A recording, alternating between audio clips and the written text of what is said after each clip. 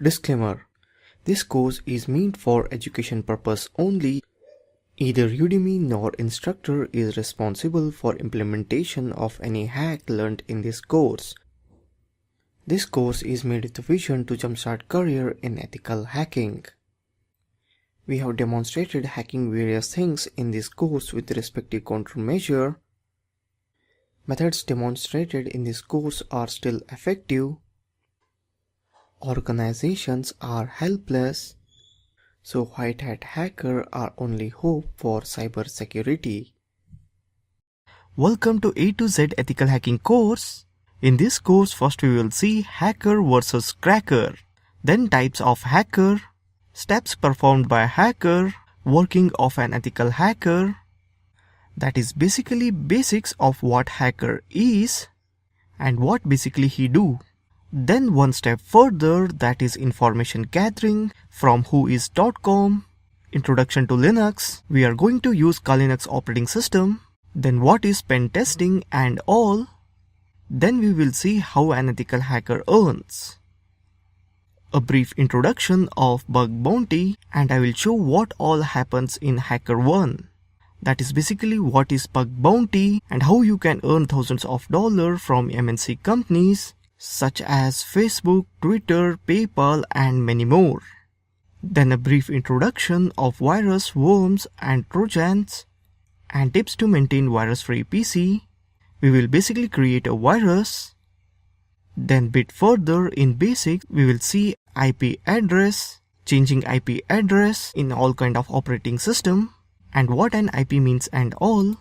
We will see web proxy and VPN, that is virtual private network. We will see brief introduction to web development and SQL injections, cross-site scripting.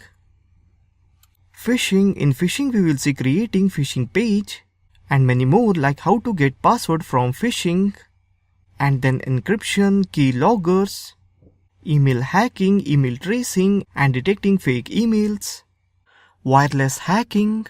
And in wireless hacking, we will see hacking WEP, WPA, WPA2 and many more. We will go a bit further with MAC address filtering and Wireshark, and then further Meterpreter, that is Metasploit. And then we will see how to hack CCTV cameras using Google and other miscellaneous. And we will see DOS attack in introduction, and we will do many of the DOS attack by ourselves. And will demonstrate lots of DOS attacks, Windows hacking and security, social engineering, and at last how to prevent ourselves from hackers. There will be many more videos I didn't mention in this introduction video because I keep on updating this course every day. Today the course may be of 8 hours, but after 2 to 3 months it will be more than 15-hour course as I keep on updating every day. So that's all in introduction. If you're already enrolled in this course, then congratulations. I hope you get all benefits of this course.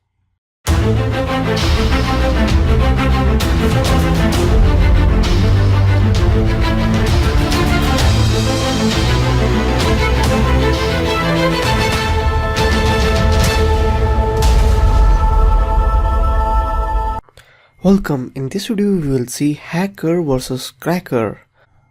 What is the difference between a hacker and a cracker? Many articles have been written about the difference between a hacker and cracker, which attempt to correct public misconception about hacking. For many years, media has appealed the word hacker when it really means cracker. So the public now believe that a hacker is someone who breaks into computer system and steal confidential data. This is very untrue. There are various points to determine the difference between a hacker and a cracker. Basically, a hacker is a person who is interested in the working of any computer operating system. Most often, hackers are programmers. Hackers obtain advanced knowledge of operating system and programming languages. They may know various security holes within the system and the reason for such holes. Hackers constantly seek further knowledge, share what they have discovered, and they never have intentions about damaging or stealing data. But a cracker is a person who breaks into other people's system with malicious intentions. Crackers gain unauthorized access, destroy important data, stop services provided by the server, or basically cause problems for their targets. Crackers can easily be identified because their actions are malicious and they seem to be a criminal. Whatever the case, most people give a hacker a negative outline. Many malicious hackers are electronic thieves. Just like anyone can become a thief or a robber, anyone can become a hacker regardless of age, gender, or religion. Technical skills of hackers vary from one to another.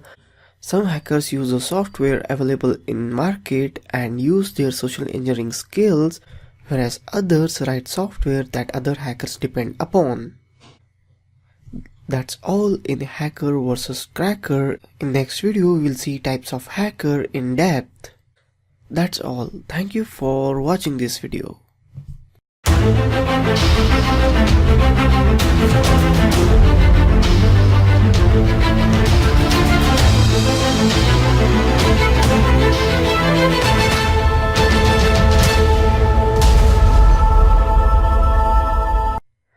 Welcome. In this video we will see types of hacker.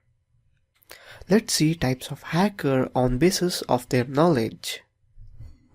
The first kind are coders. Real hackers are the coders, the ones who revise the method and create tools that are available in the market. Coders can find security holes and weaknesses in software to create their own exploits. These hackers can use those exploits to develop fully patched and secure systems. These are the individuals with deep understanding of operating system and they have idea about how stuff works. The second kind are admins. Admins are computer guys who use tools and exploits prepared by the coders. They do not develop their own techniques, however they use tricks which are already prepared by the coders. They are generally system administrator or computer network controller. Most of the hacker and security person come under this category. They work as a part of security team. The last one are newbies or script kiddies. These are the most dangerous class of hackers. There's a new generation of hackers who take advantage of hacker tools and documentation available for free on the internet. They don't have any knowledge of what's going on behind the scenes. They have idea how to use a hacking tool. For example, Kali Linux operating system, which comes with inbuilt various hacking tools so that a novice newbie can use it and do hacking tricks. They know just enough to cause you headaches. So basically there are newbies or script kiddies with no knowledge, so they end up leaving all sorts of digital fingerprints behind. These guys are usually teenagers which you hear about in news media. They need minimum skills to carry out their attacks. These teenagers are annoying and most dangerous. They can cause big problems without actually knowing what they are doing. Now let's see types of hacker on what they do or what kind of values they have. White hat hacker. A white hat hacker is a computer guy who performs ethical hacking. These are usually security professionals with knowledge of hacking and hacker toolset and who use knowledge to locate security weakness and implement countermeasure in the resources. They are also known as pen tester or ethical hacker. and I consider myself as an ethical hacker. The next is Black Hat Hacker. A Black Hat hacker is a computer guy who performs unethical hacking. These are basically criminals or crackers who use their knowledge for illegal activities. They break into other systems without any permission and violate the system integrity of remote machines with an intention to harm it. These are also known as unethical hacker or security cracker or a criminal or cyber criminal. I get many offers to do black hat hacking, but I refuse it because basically black hat hacker end up in a jail. It may seem that black hat hacker earn more money than white hat hacker, but at the end of the day money remains with the white hat hacker, whereas black hat hacker loses his all money. That's how karma works. And the third one is grey hat hacker. A grey hat hacker is a computer guy who sometimes act in goodwill and sometimes not. They usually do not hack for personal gain or have malicious intention, but they may commit crimes occasionally. They are hybrid, they come in between white hat and black hat. So that's all in types of hacker. I would recommend you to become white hat hacker for your bright future. That's all. Thank you for watching this video.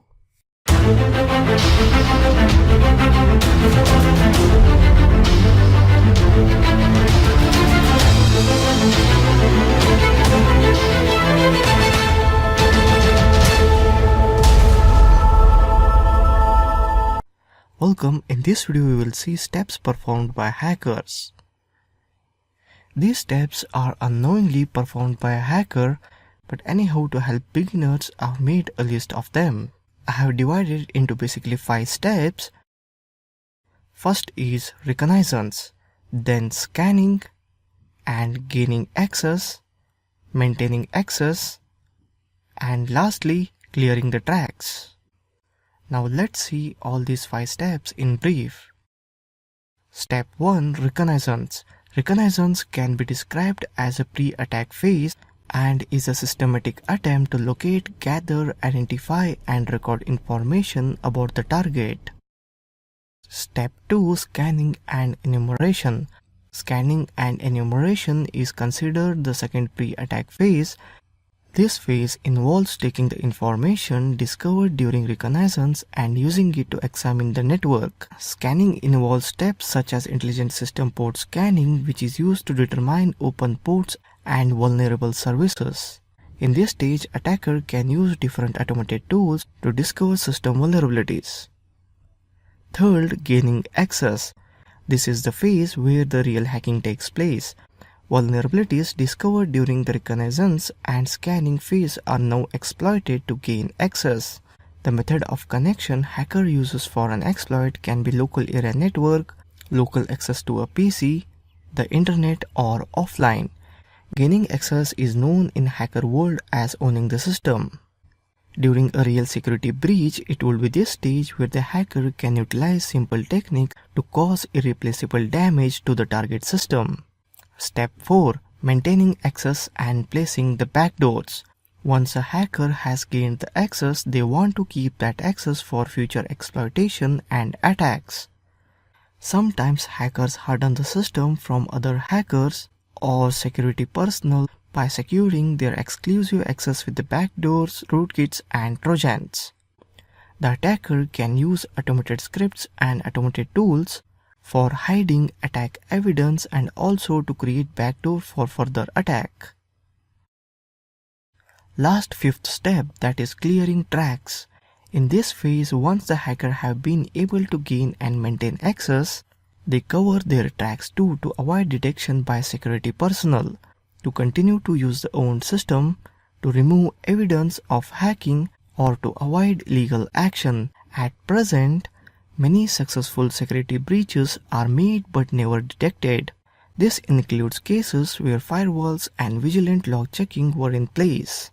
So that's all in this video on steps performed by hacker. So these are the 5 steps knowingly or unknowingly hacker perform. Thank you for watching this video.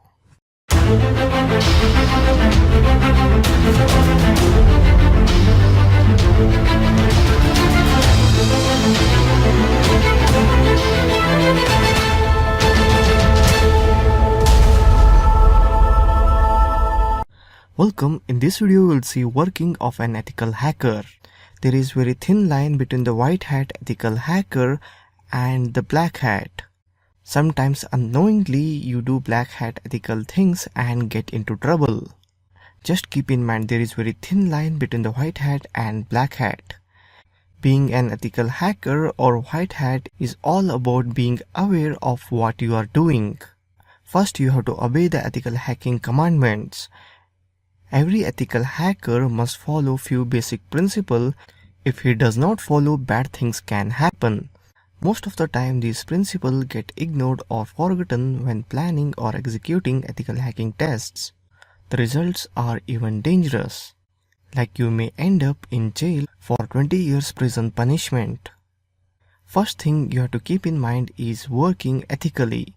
The word ethical can be defined as working with high professional morals and principles. Whether you are performing ethical hacking test against your own system or for someone who has hired you, everything you do as ethical hacker must be approved and must support the company's goal. No hidden agendas are allowed. Trustworthiness is the ultimate objective. The misuse of information is absolutely not allowed. That's what the bad guys do. Second is respecting the privacy. Treat the information you gather with complete respect. All information you obtain during your testing, from web application log files to clear text password, must be kept private. Third, not crashing your systems. One of the biggest mistakes is when people try to hack their own system, they come up with crashing their systems. The main reason for this is poor planning. These testers have not read the documentation or misunderstand the usage and power of security tools and techniques. You can easily create miserable conditions on your systems when testing. Running too many tests too quickly on a system causes many system lockups. Many security assessment tools can control how many tests are performed on a system at the same time. These tools are especially handy if you need to run the test on production system during regular business hours. And then executing the plan. In ethical hacking, time and patience are important. Be careful when you're performing your ethical hacking tests. A hacker in your network or an employee looking over your shoulder may watch what's going on. This person could use this information against you. It's not practical to make sure that no hackers are on your system before you start. Just make sure you keep everything as quiet and private as possible. This is especially critical when transmitting and storing your test results. You are now on a mission. Find as much information as possible about your organization and system, which is what malicious hackers do. Start with broad view of mind and narrow your focus. Search the internet for your organization's name, your computer and network system names, and your IP addresses. Google is a great place to start for this. Don't take ethical hacking too far. It makes little sense to harden your system from unlikely attack. For instance, you don't have an internal web server running, you may not have to worry too much about. However, don't forget about insider threats from malicious employees or your friends or colleagues. So just follow these commandments or few basic principles which I mentioned in this video and stay safe and stay aware. That's all in this video. Thank you for watching this video.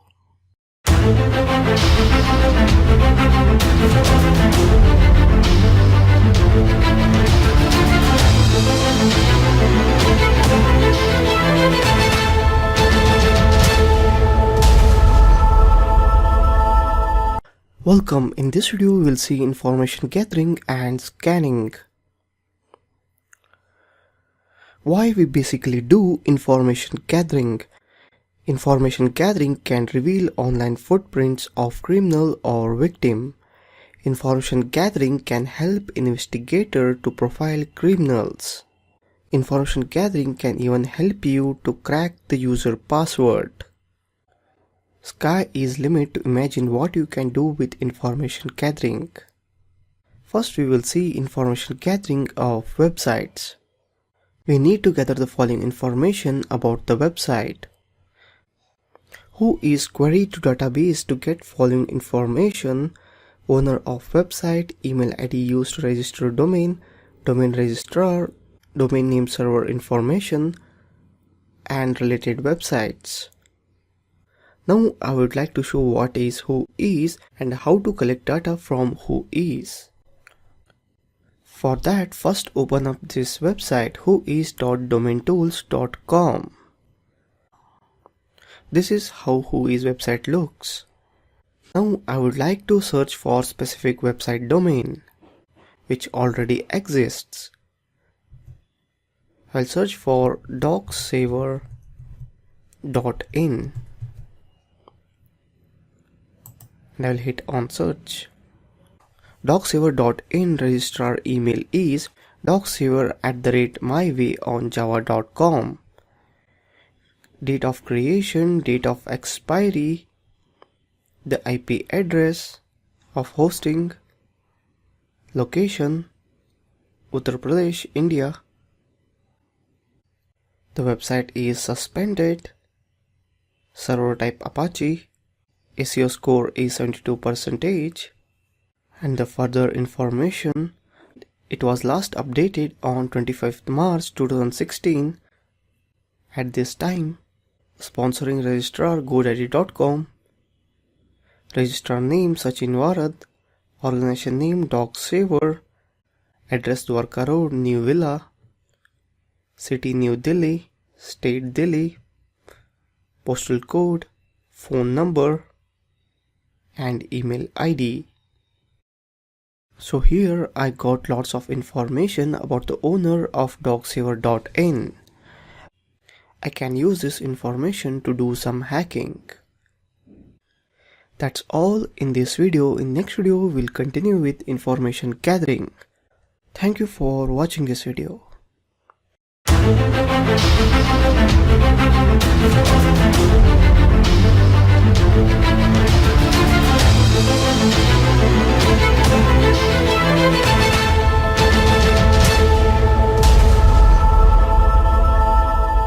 Welcome. In this video we will see introduction to Linux. Linux is fast emerging as an affordable yet available operating system. As popularity is growing, so is the attention of players with malicious intent to break into the systems. That's why I have included Linux in this course. If I see more in depth why Linux is so important, majority of servers around the globe are running on Linux or Unix-like platforms. Easy to get and easy on pocket. Easy on pocket means it's free of cost. There are many types of Linux distributions such as Red Hat, Mandrake, Debian, Ubuntu, and the Kali Linux operating system, which the hackers use it in great extent. And source code is available, easy to modify, easy to develop program on Linux. Linux is an operating system that can be downloaded free and belongs to an entire community of developers, not one corporate entity. With more and more people looking for an alternative to Windows, Linux has recently grown in popularity and is quickly becoming a favorite among major corporations and curious desktop users. Not only does it give users a choice of operating system, it also proves itself valuable with its power, flexibility, and reliability. Linux supports most of the major protocols and quite few of the minor ones. Support for Internet, Novell, Windows, and AppleTalk networking have been part of Linux kernel for some times. With support for simple network management protocol and other services, Linux is also well suited to serving large networks. Since Linux was developed by a team of programmers over the internet, its networking features were given high priority. Linux is capable of acting as client or server to any of the popular operating systems in use today and is quite capable of being used to run internet service providers. Linux is implementation of Unix design philosophy, which means that it is multi-user system.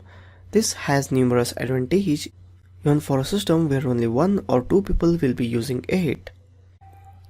Security, which is necessary for protection of sensitive information, is built into Linux at selectable levels. More importantly, the system is designed to multitask.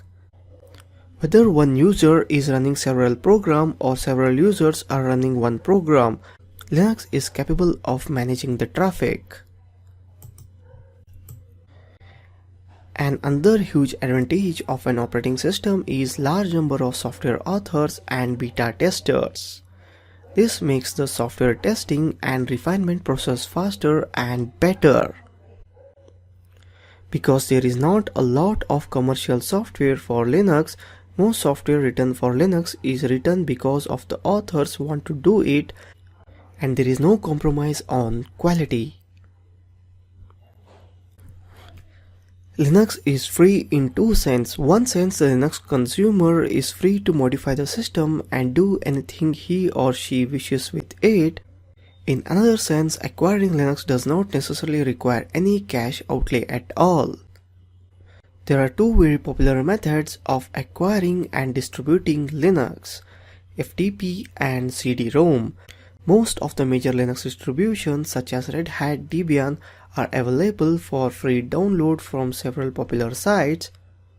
It is time consuming, but it does not cost anything beyond connection charges.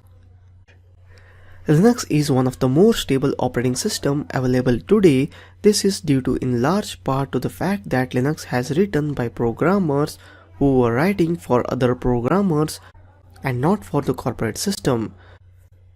There are currently two mature program packaging standards in Linux world, SUSE and Mandrake. Debian and Red Hat each have their own packaging systems. Both will check dependencies, both can upgrade an entire running system without a reboot. This makes it easy to upgrade parts or all of the system as well as add new software or remove unwanted software. I feel this much brief introduction is enough for Linux operating system. If possible, we will see few more features of Linux in upcoming videos. That's all in introduction of Linux. Thank you for watching this video.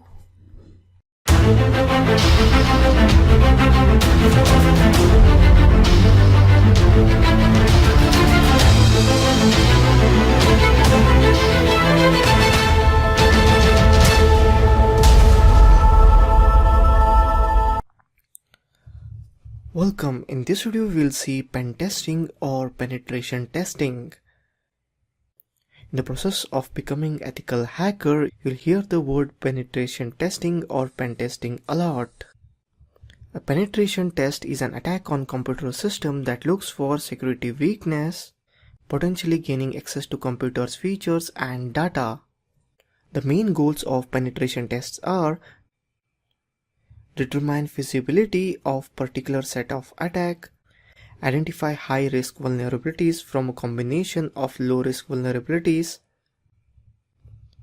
exploited in particular sequence, identify vulnerabilities that may be difficult or impossible to detect with automated network or application vulnerability scanning software, assess the magnitude of potential business and operational impacts on successful attack, test the ability of network defenders to detect and respond to attacks, provide evidence to support increased investment in security personnel and technology. Penetration tests are a big part of security audit. For example, payment companies like Visa, PayPal, they need lots of penetration testing as they do face lots of loss due to hacking. PayPal co-founder Peter Thiel has mentioned in his book 0 to 1 that in early days of PayPal, hackers used to steal thousands of dollars every day. For him, it was just like running a water tanker with lots of holes. Now we will see tools. A widely variety of security assessment tools are available to assist with penetration testing, including free of charge free software and commercial software. Specialized OS distributions are available for penetration testing.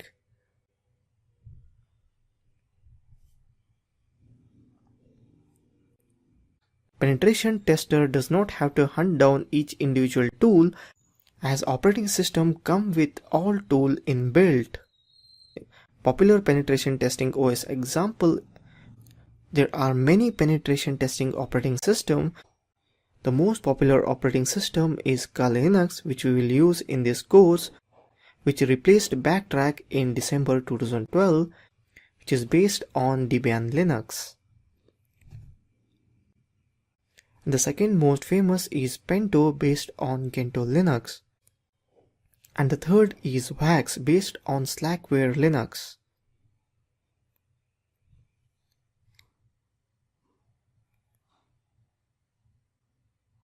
There are many more operating systems dedicated to penetration testing, each more or less dedicated to some specific field, but the Kali Linux is the one which comes with many inbuilt tools and you can use it to very broad range.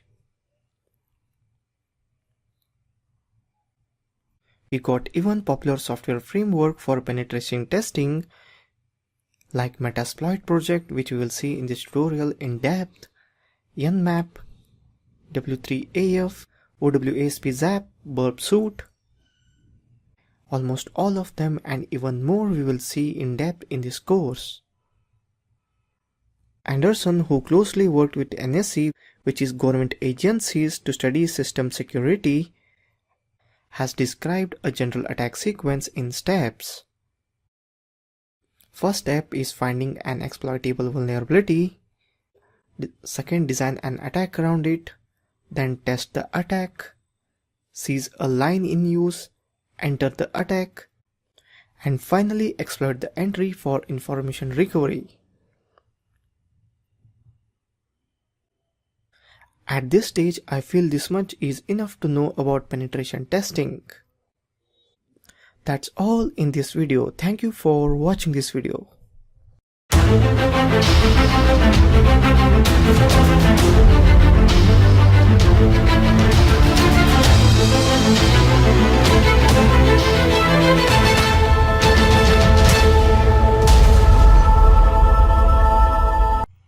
Welcome. In this video we will see how an ethical hacker earns.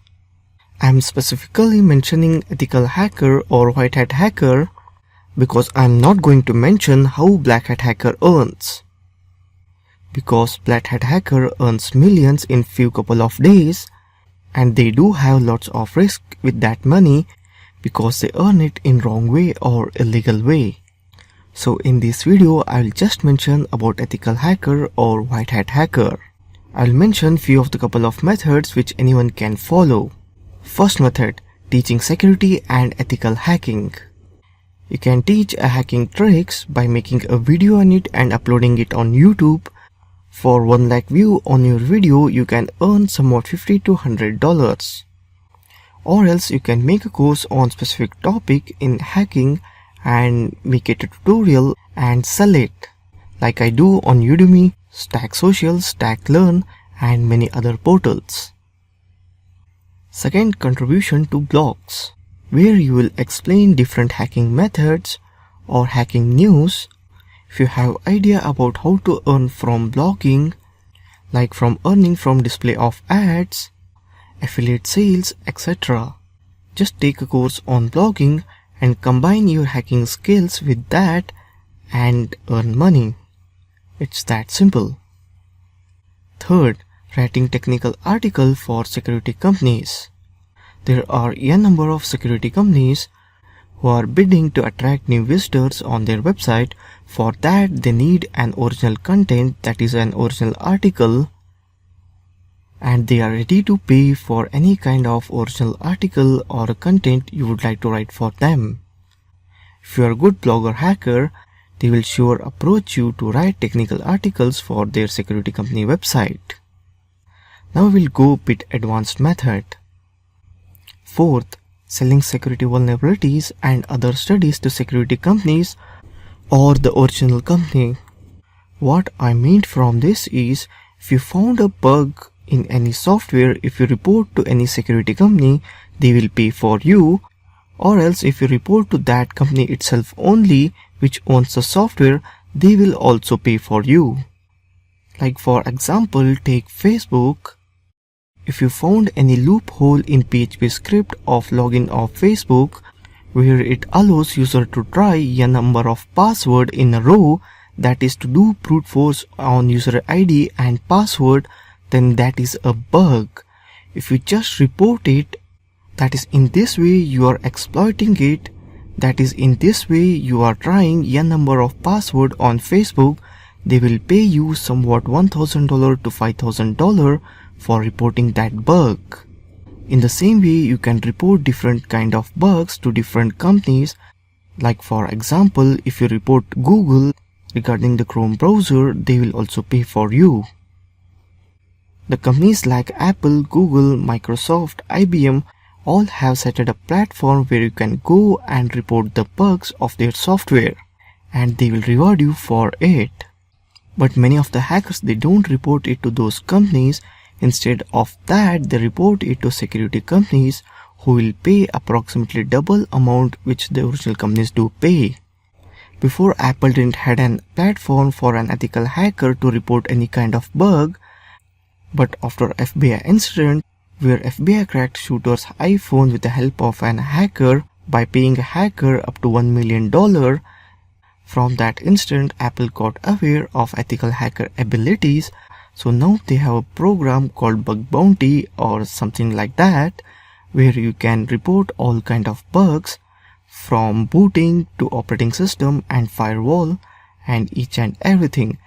They will pay up to $200,000 max, but anyhow that amount is less because security companies and government officials are ready to pay in millions for any kind of Apple bug. Fifth, performing security audits, specifically penetration testing. Like you can approach any kind of a company for penetration testing, from social engineering methods to each and everything. They will just give you an opportunity legally to break through their system, and they will pay you for testing their system. It's that simple. Like for example, banks, payment gateways, e-commerce portals, almost all of the software companies, you name it. Implementing encryption and other security measures for companies. After pen testing or bypassing their system, they need your help to protect it even better. For that also they will pay for you separately, that is for implementing encryption and security measures. That is, they will pay different for breaching their system, and they will again pay separately for securing it. Consultation on various security aspects. Many would not like to have your service of breaching or securing your system. Most of them want your particular view on particular aspect. You can charge them on hourly basis for consulting or for particular consultation $50 to $100, or you can provide consultation service to your fellow hacker. And the last and the most minting one is writing security software. If you write a software to secure or exploit particular thing, you can earn in millions by distributing same software to many. That's why I would like to say it as most minting, or this is where you can make millions by writing a security software. So that's all I would like to say about how to make money or how an ethical hacker earns. All of these methods are in depth. Anyhow, it is interesting to find vulnerabilities in other software and report them and earn through that.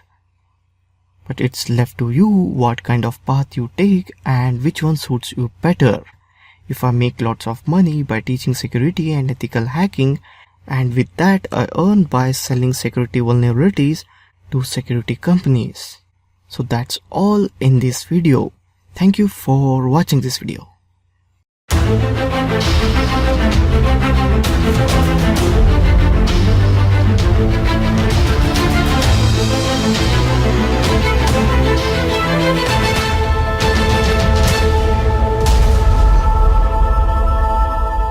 Welcome, in this video we will see bug bounty hunting.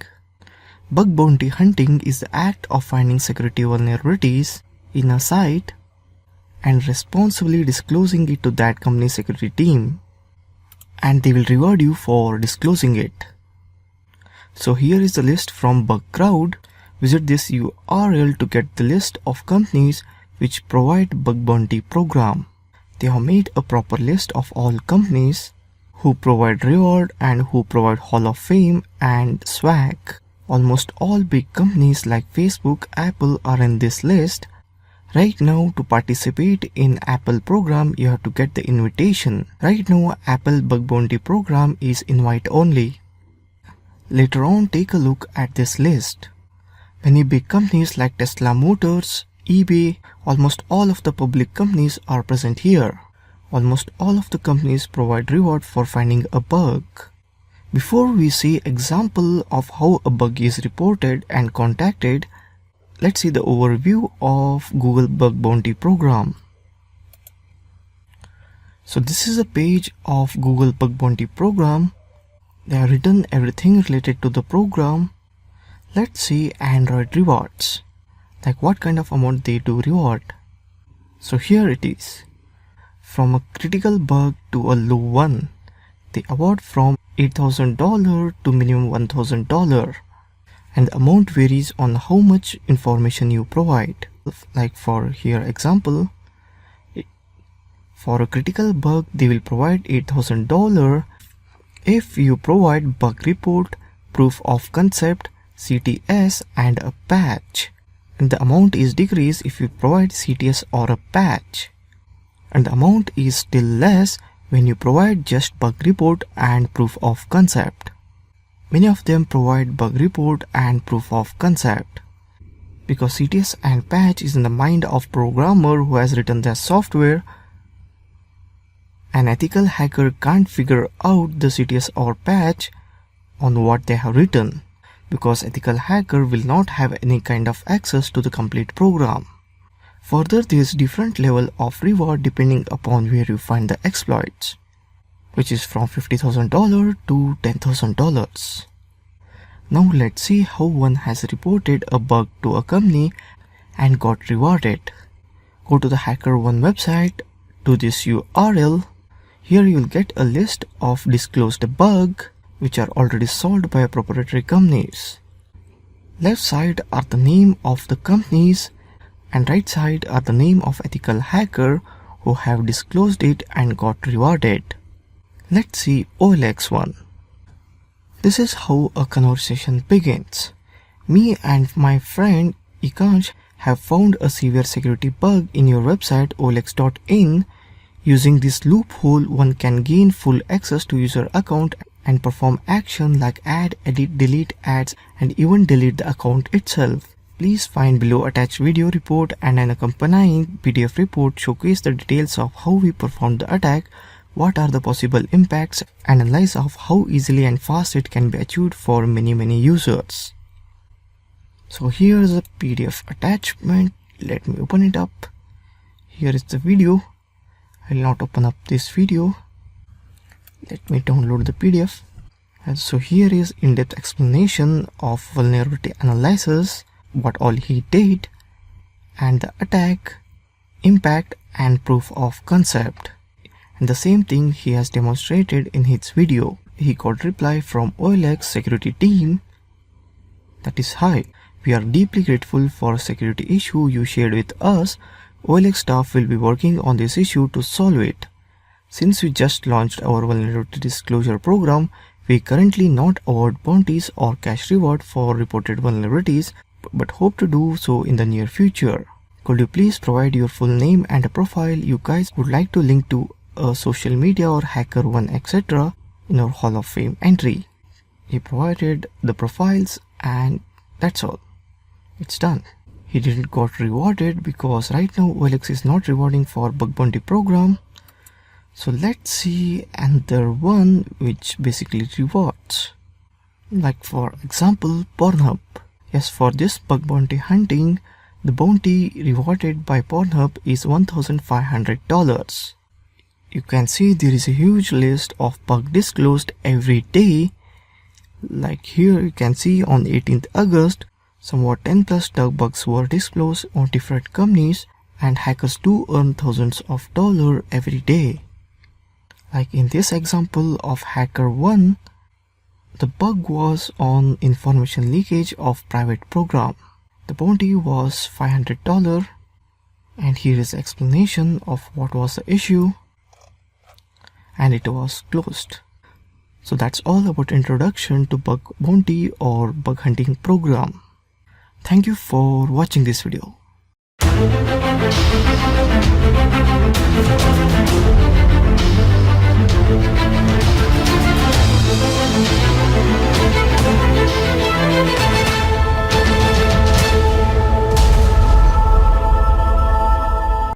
Welcome. In this video we'll see what all one should learn to become a big bounty hunter. I made this video because, to be frank, it's not possible for me to cover all the topics one should know to become a big bounty hunter. Lots of theory on protocols and coding one should learn to become a big bounty hunter. Basically, it's impossible for me to cover all those topics in this tutorial. Few topics I will cover. To be frank, I would not able to cover that much. By just watching my tutorial, you can't become a big bounty hunter. You have to just read lots of books on bug bounty hunter who have already read lots of successful bug hunting, and keep in mind you have to just read. I would like to mention few of the books. The books may be old, but the books are like Bible for bug bounty hunter, and you will learn a lot. And you need to know all those stuff. The first book I would like to recommend you is the Web Application Hacker's Handbook, Finding and Exploiting Security Flaws. To be frank, even myself have not read this book completely. I just see few topics I want. I just grasp those topics and work out on it. The second one is OWASP Testing Guide. This is highly suggested by Bugcrowd's Jason Haddix. Third book I would like to recommend you is Penetration Testing. So basically in this penetration testing book, I have covered those topics in brief in my ethical password hacking and protecting course, like password attacking, exploitation, and setting up Kali and Metasploit, and even more. But anyhow, I don't cover lots of theory in my tutorial, because they do cover lots of theory which I don't cover in my tutorial. Basically, I don't cover lots of theory because students don't follow up with the theory. They get annoyed or bored and close the tutorial. I make video tutorial, so I would like to make videos on demonstration of hacking and all instead of teaching lots of theory. Because almost all of the hacker watched the tutorial with the expectation to learn some practical hacking. The next book I would like to recommend you is the Hacker Playbook 2, the Practical Guide to Penetration Testing. Basically, all these books are a bit lengthy, from 400 pages to 800 pages. So you need lots of patience and you should have a skill to read which kind of book and what kind of concept you should read inside that book to find a bug in particular web application. And for mobile hacking, the Mobile Application Hacker's Handbook and iOS Application Security. These two small books are recommended. And the list of books I have recommended is not something out of box or anything. They are just a general book which everyone do recommend for the beginners in bug hunting. Whichever blog, forum or website you open, you will find a list of recommended books in a row. And the most important thing is, don't just buy and memorize the book. Try to practice the things you learn. Always do more than you learn. Like if you read some 10 pages, then you should spend 2 to 4 hours on a system implementing what you learned. So that's all you should learn. The resources, this is not the end of resources one should know. If you just Google for bug bounty, you will get a ton of resources to learn. And you should do your best to grasp how much you can. And do read new articles and be updated. Learning and networking are a very important part, and if you know any of your friends are doing bug bounty and do friendship with those guys who are already doing bug hunting. We learn a lot by learning and networking. So that's all one should learn to become a bug bounty hunter, and this process basically never ends. That stage when you will say yourself as ultimate hacker, that stage will never ever come. You will keep on struggling and learning each and every day. The ultimate hacker is basically a myth. So that's all one should learn to become a bug bounty hunter. I hope the information I provided is useful for you. That's all. Thank you for watching this video.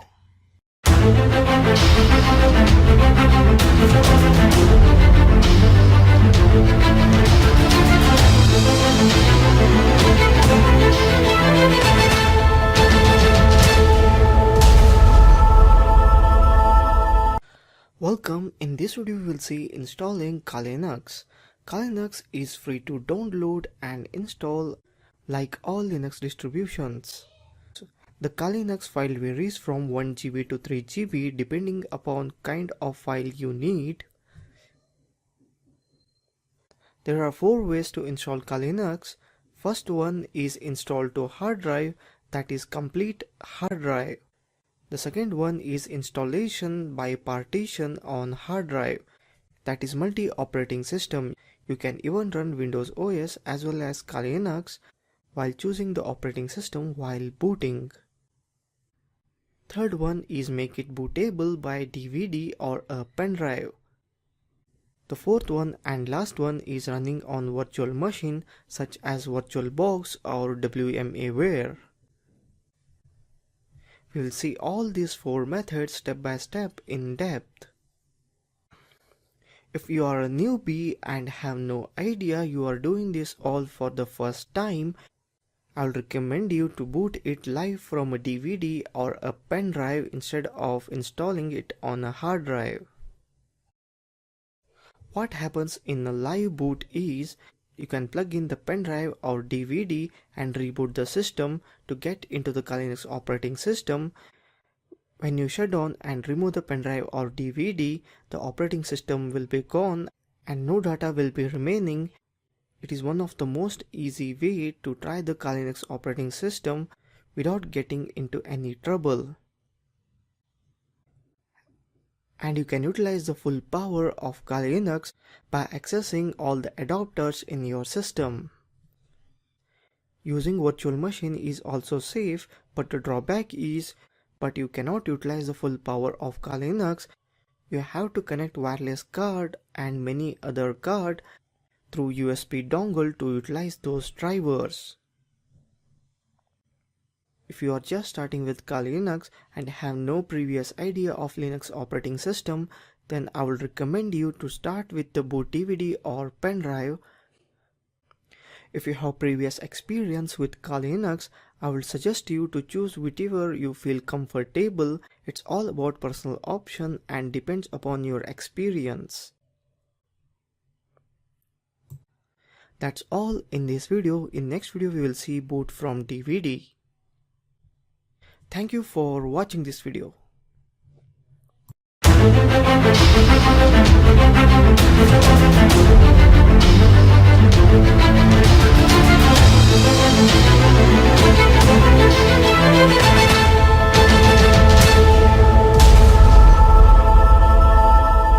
Welcome. In this video we will see dual boot Kali Linux with Windows operating system.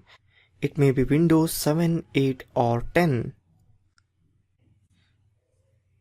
First create some unallocated space for disk partition. Here I have created 14.5 GB, roughly 15 GB to install Kali Linux. Burn the Kali Linux operating system in DVD or make it bootable on pen drive to install it on system.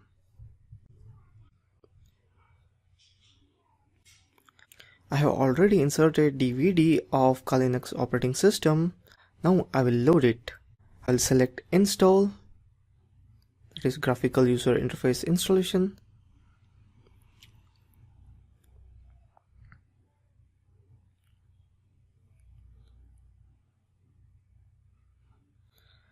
Language I will opt for English. United States,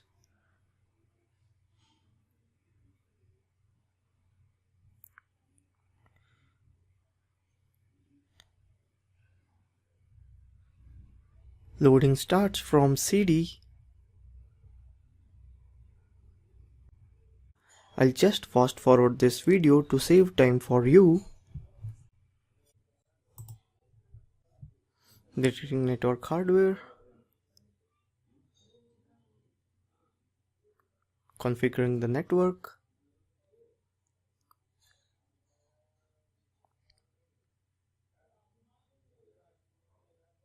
The host name be Kali and the domain name be empty. I'll set the root password for it and I'll re-enter the same. Time zone.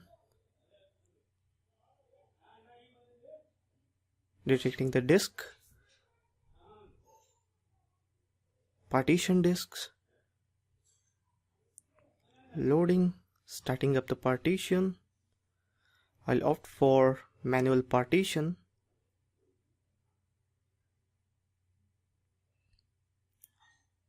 I'm selecting the 15 GB free space which I had made for Kali Linux. Automatic partition. All files in one partition. And finish the partition. Write the changes, yes. Installing the system.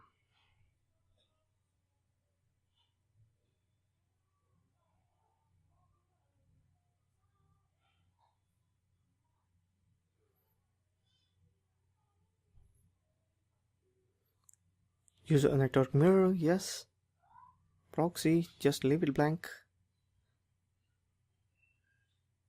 Configuring package manager.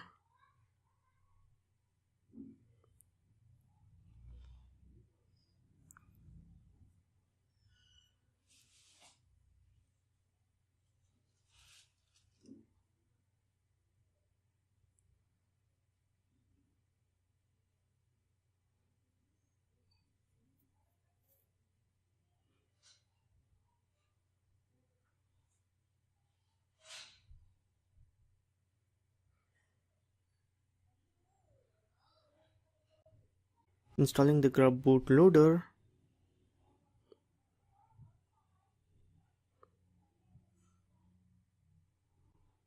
The following other operating system is detected, that is Windows.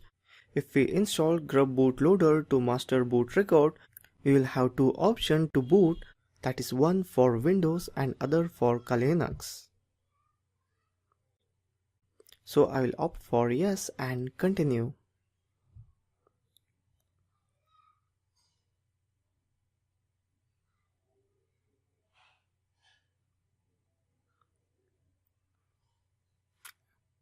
Installing grub bootloader.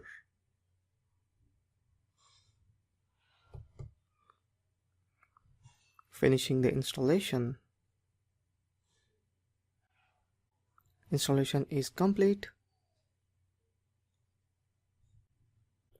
When we reboot, we will have option to opt for Kali Linux or Windows operating system. I will opt for Kali Linux. Kali Linux boots up.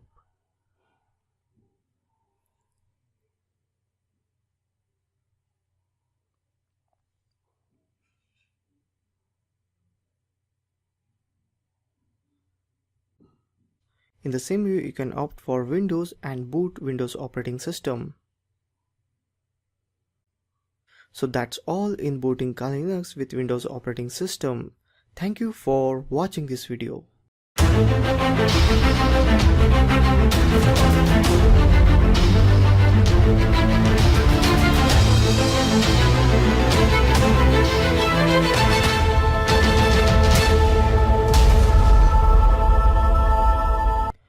Welcome. In this video we will see live boot of Kali Linux. In live boot, one can use Kali Linux in full mode without installing it. Just insert DVD or pen drive and load Kali Linux Do your work, then shut down the system and remove pen drive. No need of any kind of installation. To make a bootable DVD or pen drive, first we need Kali Linux ISO file. For that, go to Google and search for Kali Linux. Click on download. Download Kali Linux according to the bits of your laptop. Generally nowadays all have 64-bit laptop. As I have already downloaded 64-bit Kali Linux operating system. Now plug in your pen drive, which should have minimum 4 GB capacity. Now right click on ISO file and open it with Power ISO software. If you don't have this software, means search for Power ISO, go to appropriate link, download it and install it. Free version of Power ISO is sufficient for us. Now go to tools, then create bootable USB drive. Click on OK. Now Power ISO will reopen with administration privilege. Now browse and select ISO file on Kali Linux.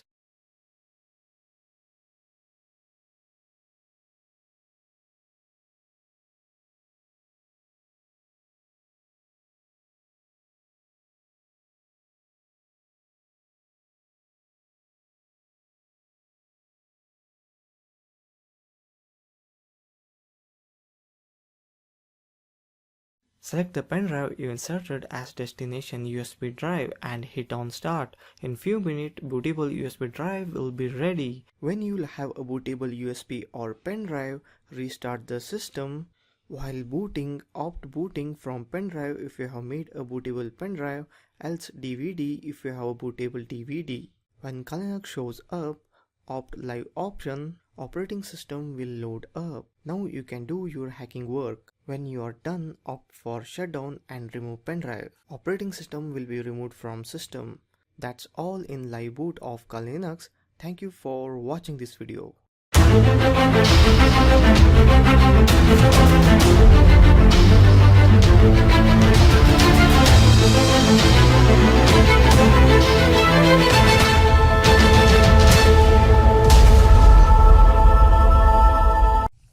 Welcome. In this video we will see setting up Kali Linux in VirtualBox. First go to official VirtualBox website and download VirtualBox according to your operating system and bits of your computer. Most of the time the bits is 64 bits nowadays. I will not cover installing VirtualBox as it is so simple. Just double click and install it. I'll start in this video from installing Kali Linux in VirtualBox. First open VirtualBox and click on new and give name as Kali Linux or any other extension, like I'm writing here Kali Linux OS, and select version as Debian 64-bit, or you can even choose any other version and click on next. Write recommended memory size as 2 GB. Select create a virtual hard drive now. Select second option virtual machine disk and click on next. Select dynamically allocated. Change VirtualBox hard drive size to 40 GB and click OK. Now go to settings and systems. Make sure it is 2048 MB and display change it to 128 MB. Now go to storage and select the ISO file which you have downloaded before. Choose a virtual CD disk or file and select Kali Linux ISO file and click on OK. Now start the virtual machine which you had created right now. Just hit on OK for whatever it asks. Don't waste your time reading it. Click on continue. In boot menu of Kali Linux, go to graphical install and press enter. I'll switch myself to full screen as I feel comfortable with full screen. Let it take time to boot up.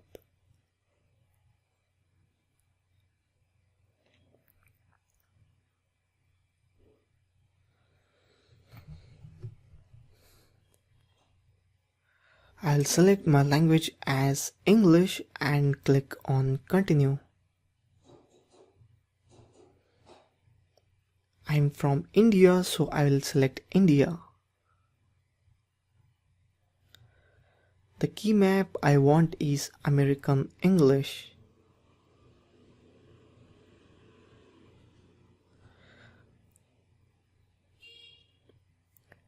It is detecting and mounting the ISO file. It will take lots of time, so I will fast forward this video. It is asking to configure network. Right now we don't need any such kind of network address or server address, so I will leave it blank and click on continue. The domain name also we don't need it, so I will leave it blank and press on continue. I will set my root password as Tor, that is TOOR. I will again verify it. It is loading additional components.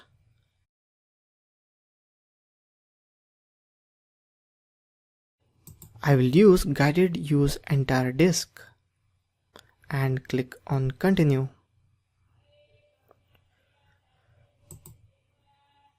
The 42 GB which I had allocated while creating virtual machine. So I'll select it and press on continue. In partition, you can choose 3 different options here, but I will recommend you to select all files in one partition, which is recommended for new users. Selecting all files in one partition, I'll click on continue. So this is the partition, how it looks. 41 GB for extension and 2 GB for swap.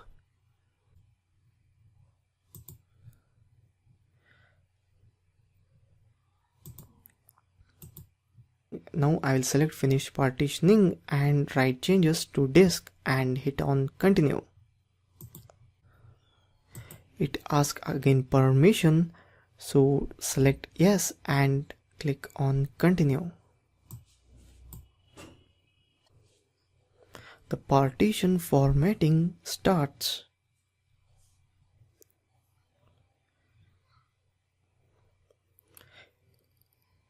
System installation started. Installing the system takes lots of time, so I will fast forward this video. After installation, it asks if you want to use network mirror or not. The network mirror is online connection link using which you can add few more updates. In scope of this tutorial, we don't need any update, so I'll select on no and click on continue. Package configuration takes lots of time, so I will again forward this video. It will take lots of time to configure the package manager. Be patient and wait until it configures.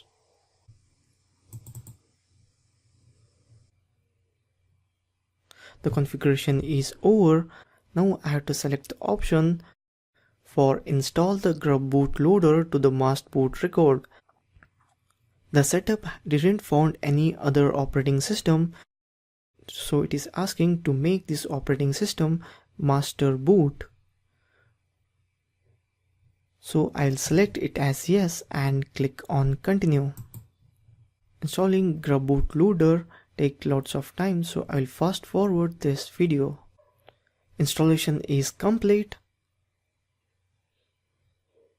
It is asking to remove CD-ROM. No need to take any action, just click on continue.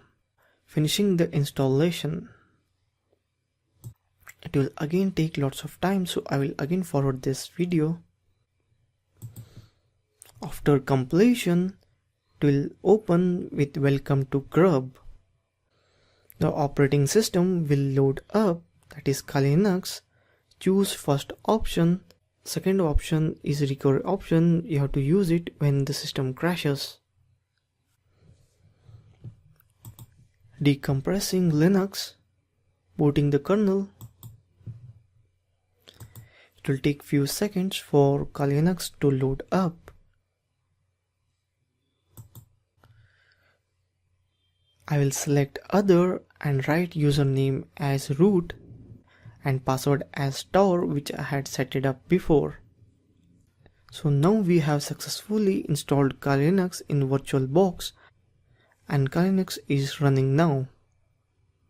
That's all in this video. Thank you for watching this video.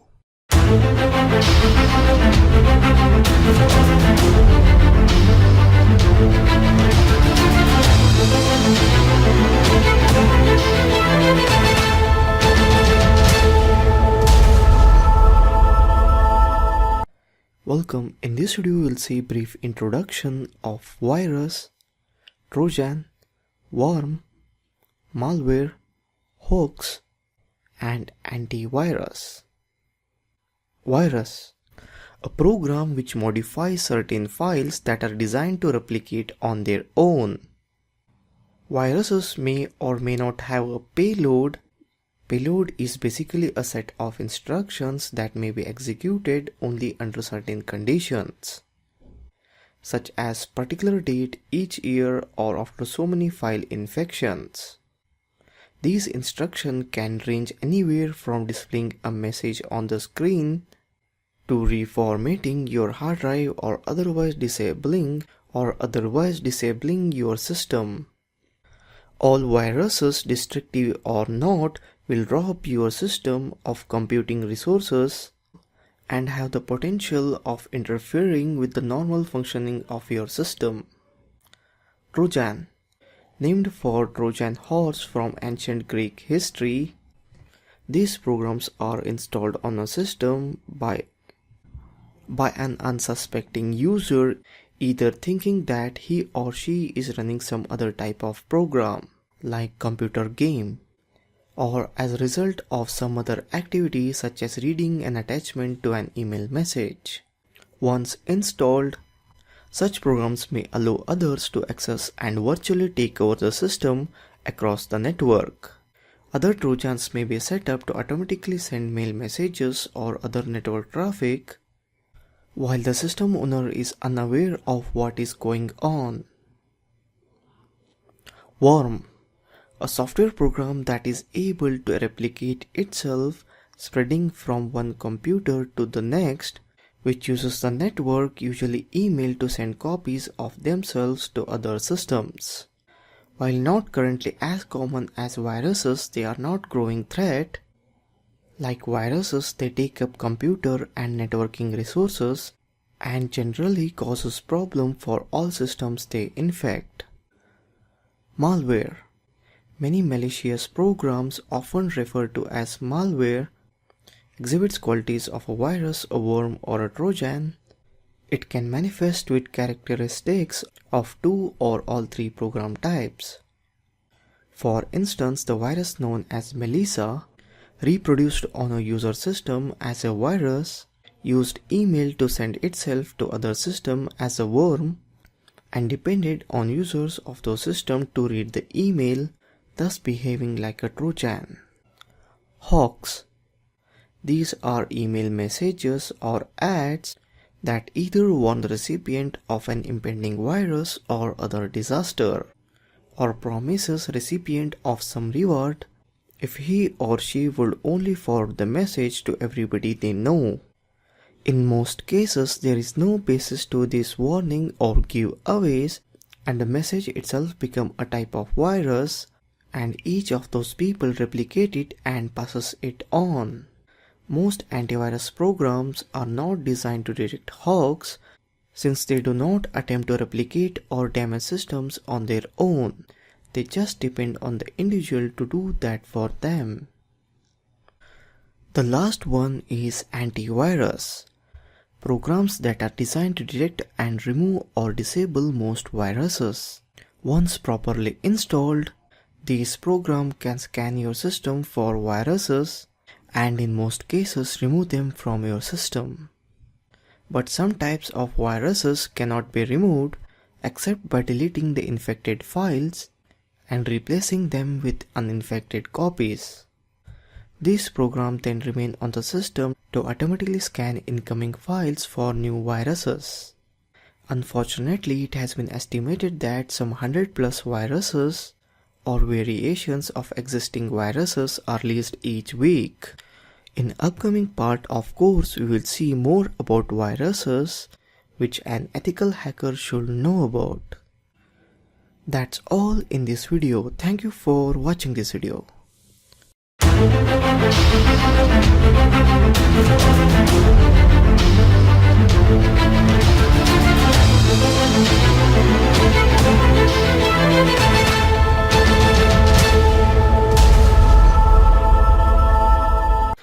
Welcome. In this video we will see Trojans in brief.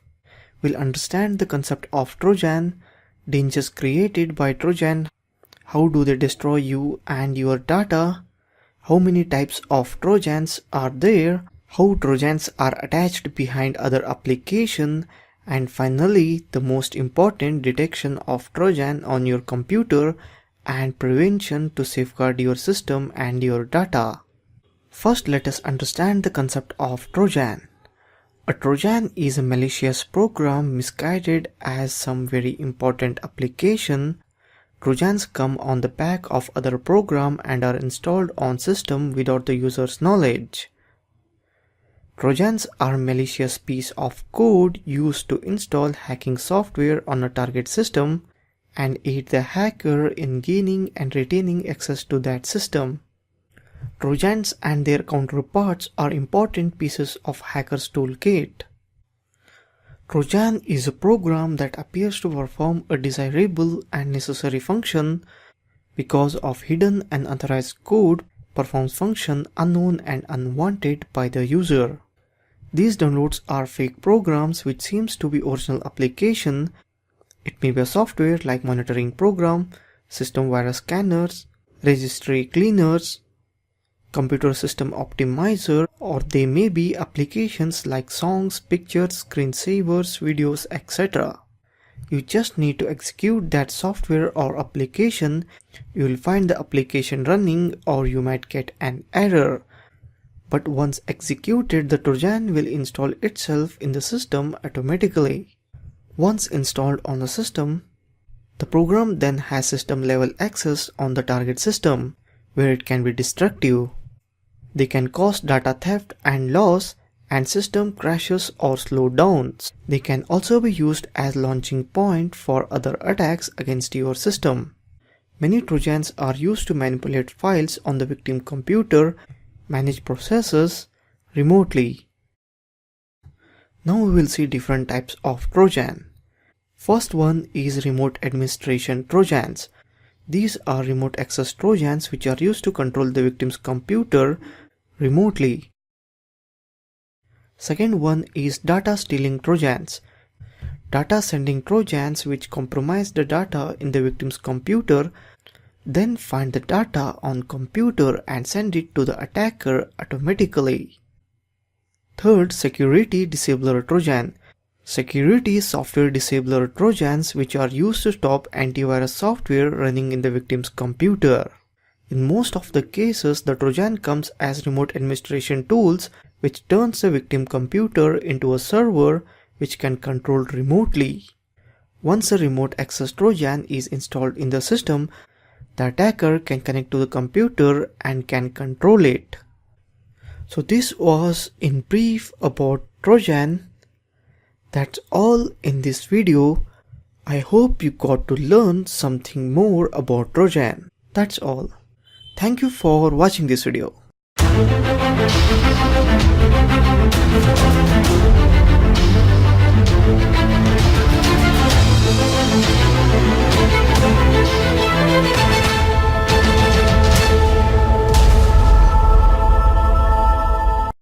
Welcome, in this video we will see few tips to maintain a virus-free PC.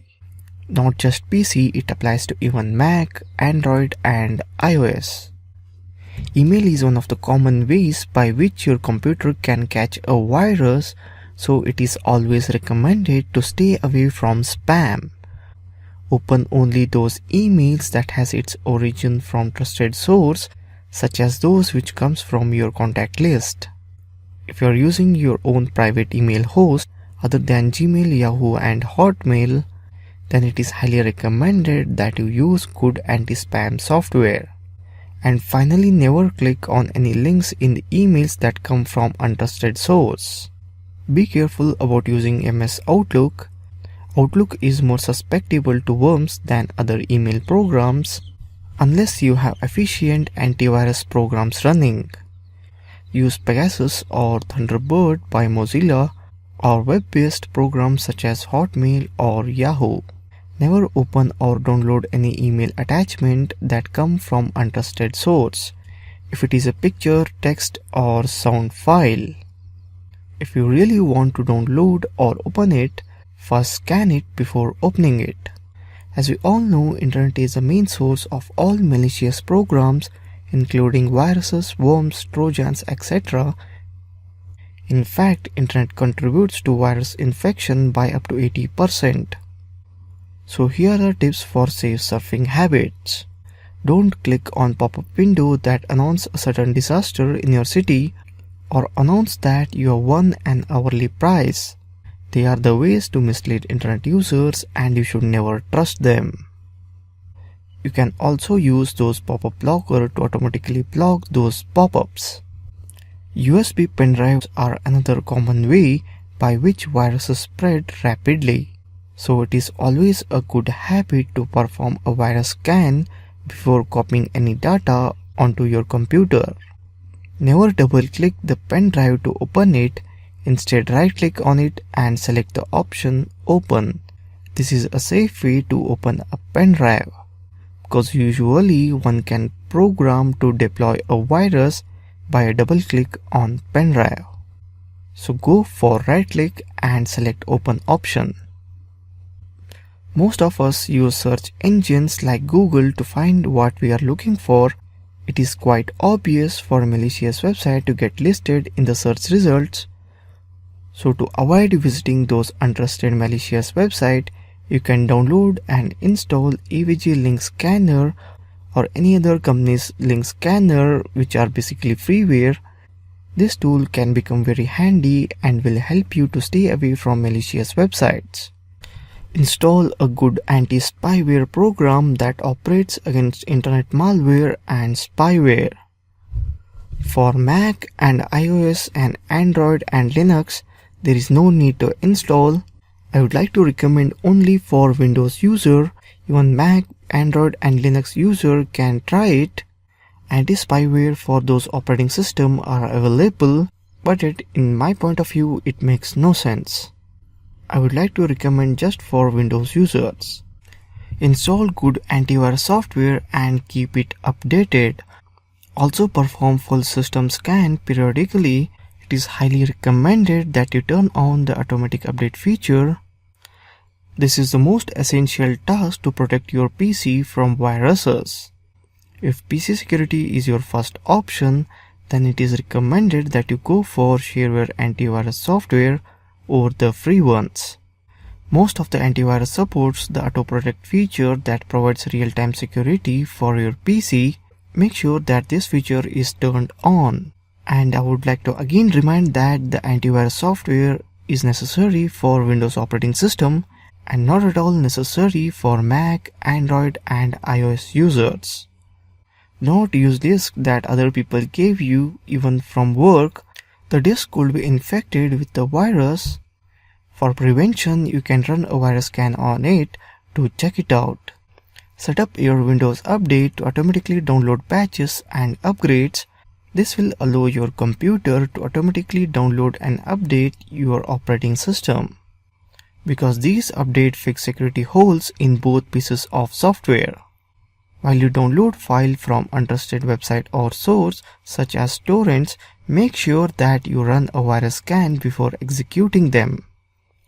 Usually what I have observed is one search for latest movies on torrent and download it about up to 1 to 2 GB, and when they later on check it, it's an exe file. The user just go forward and double click it. Unknowingly he installs spyware or virus thinking it will play a movie. So after downloading any kind of movies, do check for extension. It should be .mp4 or .avi, not .exe or other format, and do scan it before executing or double clicking it. And finally, last thing I would like to say is it is recommended to not visit the website that feature illegal or unwanted stuff such as cracks or serials. They contribute much in spreading of virus and other malicious programs. If I keep on giving on tips how to avoid virus, the list is unending. Before ending this video, what I would like to say is use your common sense and stay safe from virus. That's all in the tips to maintain a virus-free PC. Thank you for watching this video.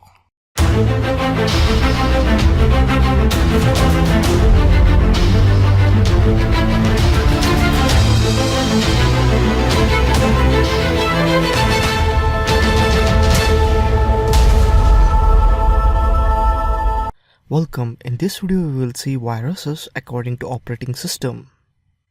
Basically what you should know is one virus is specific for one operating system. Like the virus for Windows operating system is not effective on Mac or Linux. So for specific operating system there is different virus. First we would like to see Windows.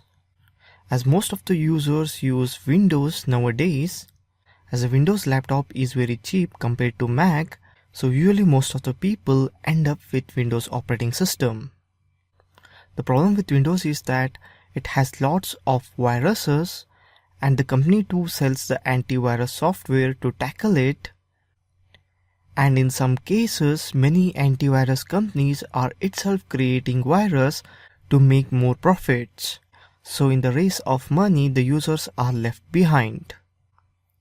If you are a Windows user, you would have a first-hand experience with the virus, how much fast your computer get affected with virus, then you have to install antivirus to scan it. At last you end up with installing new operating system. If you are really sick of viruses, it's better to say no for Windows operating system. And one more thing as an ethical hacker you should note down here is, as Windows operating system is easily vulnerable to viruses, you can take it granted that Windows operating system can easily hacked. The next important operating system I would like to discuss is Mac OS X. First, what I would like to state here is Mac basically has no potential threat virus. The Apple company itself sends the patch to all users to defend the virus. So if you are a Mac user, no need to install any kind of antivirus software to defend from virus. So in the same way, it's very difficult to hack the Mac operating system, as it is not at all vulnerable to any kind of virus, so it's very difficult to exploit it. If you don't want to deal with any kind of virus or antivirus software, it's better to go for Mac, as it is user friendly and virus free. The third most important operating system I would like to discuss is Linux. Linux has many flavors, whichever you may consider. I am just talking here in general, such as Debian, in that Ubuntu, Kali. But when it comes to virus, Linux is also good. There is no need to worry about virus if you are using Linux operating system. It's not the thing that there is no virus for Linux operating system, but the thing is, as soon as any virus shows up, the Linux community is so active that they create the patch by themselves and defend it. So due to this kind of active community, there is no place for any kind of antivirus software to sell it, and the Linux community who use Linux operating system, never encourage purchasing of any kind of software. So for this reason, the antivirus companies are not interested in Linux operating system, and due to this, and they don't create any virus for Linux operating system. And when it comes to the vulnerability, the Linux operating system is still vulnerable compared to Mac. You can still exploit the loopholes in Linux operating system. So you can say Linux can be hacked. If you are a kind of user who is sick of viruses in Windows operating system, and you are a geeky type, I mean you know how to code, then Linux operating system is way to go. But in case of security, I can't say anything. It depends upon individual user in Linux. The fourth most operating system I would like to discuss is Android. Basically, Android is a Linux operating system. It has a Linux kernel. Android is just one more flavor of Linux operating system. When it comes to viruses, Android is same as Linux operating system. There is no scope of any kind of antivirus software in Linux.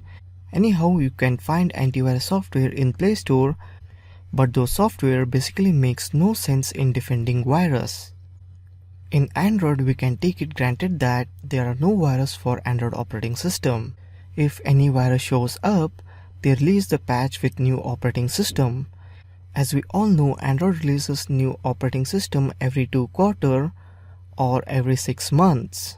So the threat of virus basically makes no sense for Android operating system, as it is updated by Android very frequently. So if you are an Android user, no need to worry about any kind of viruses. But when it comes to exploit, you can still exploit it, as Linux is still vulnerable.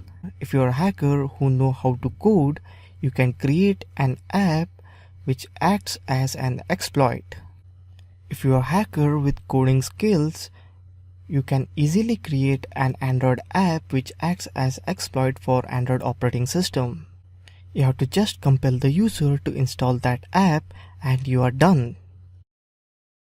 The last operating system I would like to discuss is iOS, the operating system on which iPhone runs.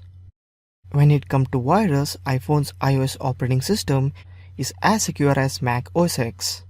It's very difficult to find the vulnerability in iOS. When it comes to virus, iPhone's iOS is completely secure. It's basically as secure as Mac OS X. There is no need to install any kind of antivirus software. Like Android, Apple also defends the virus by updating the operating system, or you can say by patching the operating system frequently. To exploit the iPhone, you need to jailbreak the iPhone first, then you can exploit it. Without jailbreaking the iPhone, basically you can't exploit it. Basically in this video, I discussed different operating system with respect to virus, with respect to how virus acts to them. Make a note of all the points I discussed in this video. That's all in this video. Thank you for watching this video.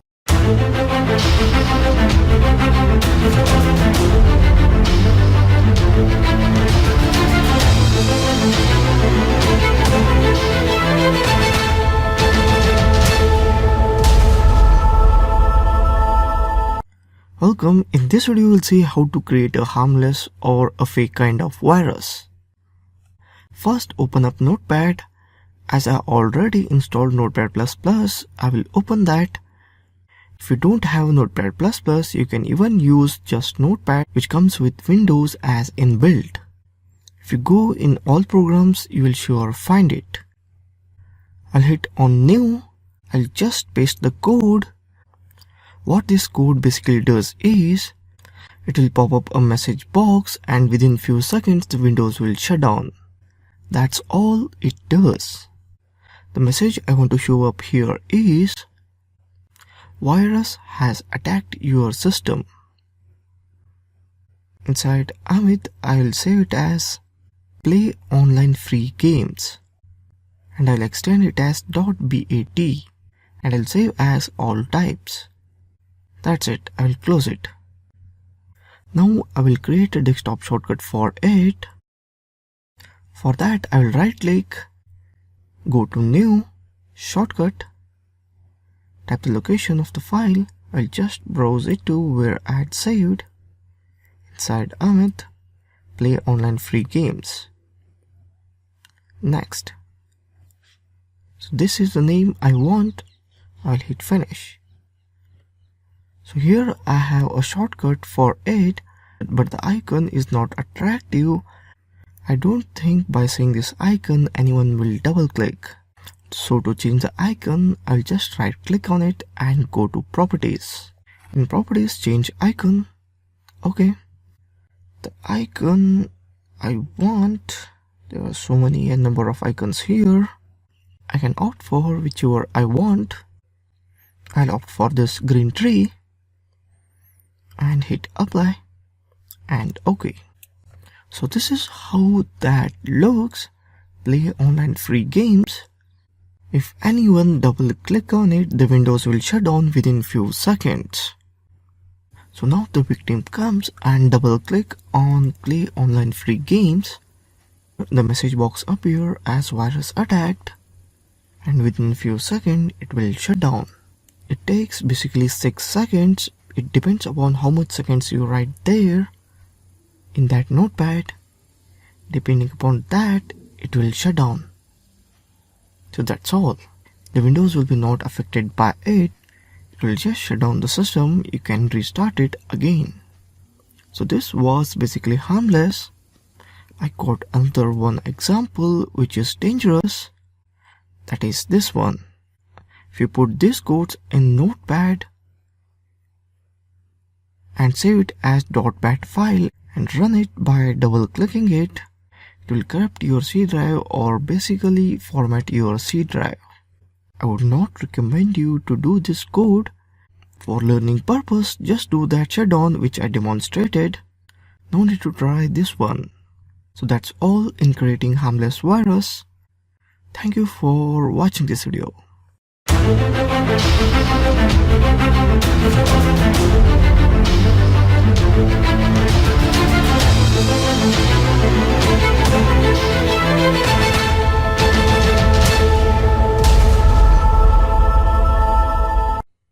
Welcome. In this video we will see IP address.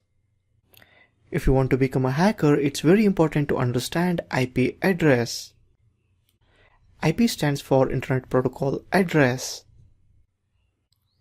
IP specifies the format of packets, also called datagrams, and the addressing scheme. An IP address is an identifier for a computer or device on a TCP or IP network. Networks using the TCP or IP protocol route messages based on the IP address of the destination. TCP stands for Transmission Control Protocol. Let's see the format of an IP address. The format of an IP address is 32-bit numeric address written as a phone number separated by periods. Each number can be 0 to 255. For example, 1.160.10.240 could be an IP address. Within an isolated network, you can assign IP addresses at random as long as each one is unique. However, connecting a private network to the internet requires using registered IP address, that is internet address, to avoid duplication. There are two kinds of IP address. One is static and other is dynamic.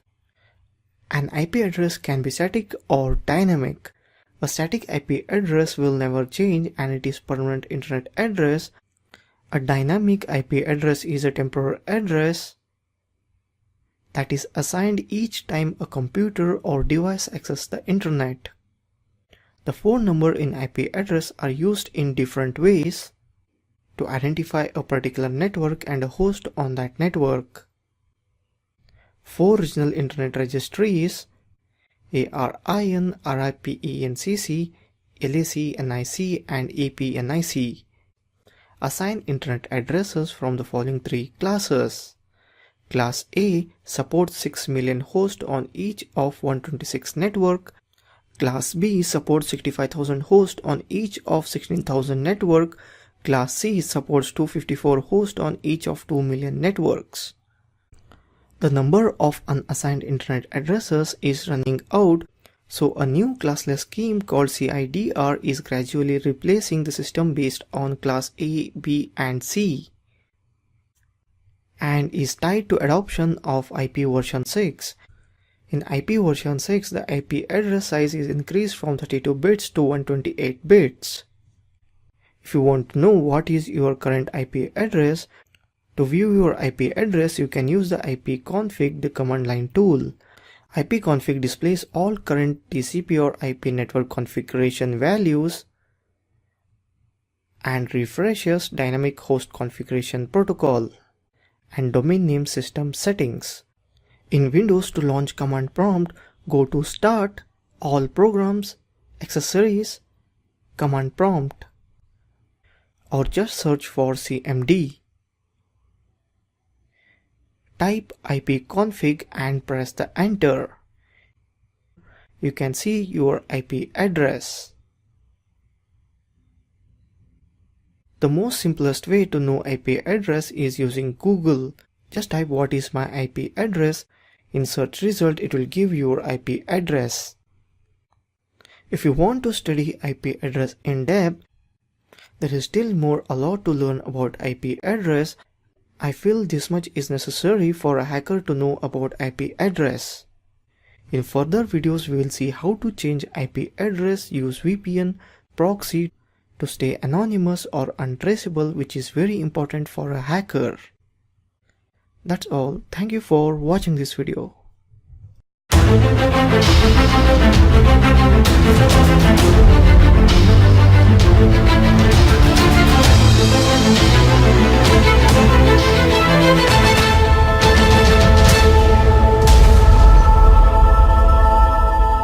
Welcome. In this video, we will see how to assign a static IP address in Windows 7, 8, 10, XP or a Vista.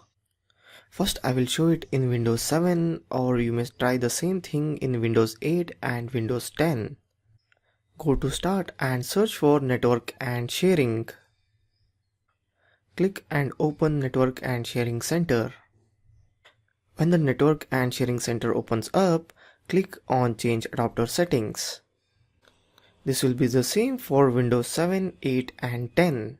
Right click on the connection. It may be local area or the Wi-Fi connection which you have connected. Just right click on it and go to Properties. In the local area connection, Properties window highlight. In the Properties window, highlight Internet Protocol version 4. Then click the Properties button. Now select the radio button, that is, use the following IP address and enter in the correct IP, subnet mask and default gateway that corresponds with your network setup. Enter your preferred and alternate DNS server address. Here we are on the home network and using Simple C class network configuration and Google DNS.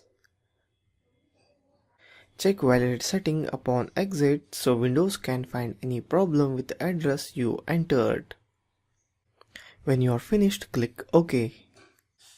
Now close the Connections Properties window. Windows will run network diagnostic and verify the connection is good. Here we had no problems with it, but if you did, you could run the network troubleshooting wizard. Now you can open command prompt and do an ipconfig to see network adapter settings have been successfully changed.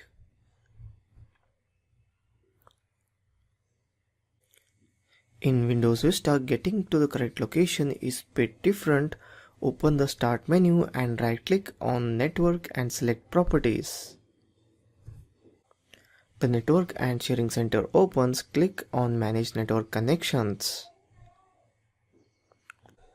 Right click on the network adapter you want to assign an IP address and click Properties. Highlight the Internet Protocol version 4, then click the Properties button. Now change the IP, subnet mask, default gateway and DNS server address. When you are finished, click OK. You need to close the connection properties for the setting to go into effect. Open the command prompt and do an ipconfig to verify the changes were successful. In Windows XP, to set a static IP in XP, right-click on Network Places and select Properties. Now right-click the adapter you want to set the IP for and select Properties. Highlight Internet Protocol and click the Properties button. Now change the IP, subnet mask, default gateway and DNS server address. When you are finished, click on OK. You will need to close out network connection properties screen before the changes go into effect. Again, you can verify the setting by doing an ipconfig in command prompt. That's all in assigning a static IP address in Windows 7, 8, 10, XP and Vista. Thank you for watching this video.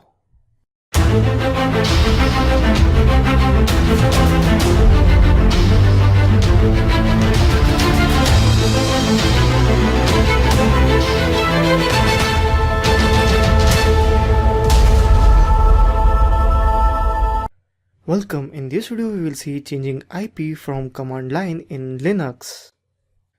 First of all, your Linux operating system should be up and running. Here mine is Kali. To get started, type ifconfig into terminal and hit enter.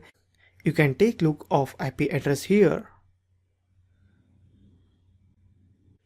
Now to change, you have to use ifconfig command. This time with few parameters. Sudo ifconfig eth0, the IP address you want to assign, netmask you want to assign. Now hit enter. Now IP address is changed. This is interface, this is a new IP we have given to new interface. This is subnet mask we want to set for interface. If you run ifconfig again, you will see that interface has now new settings which we have just now assigned to it. If you are wondering how to change the default gateway, you can use the route command.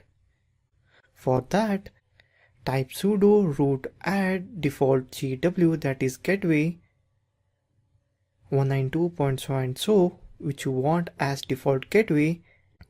This will set your default gateway on Ethernet 0 interface to whichever you assigned.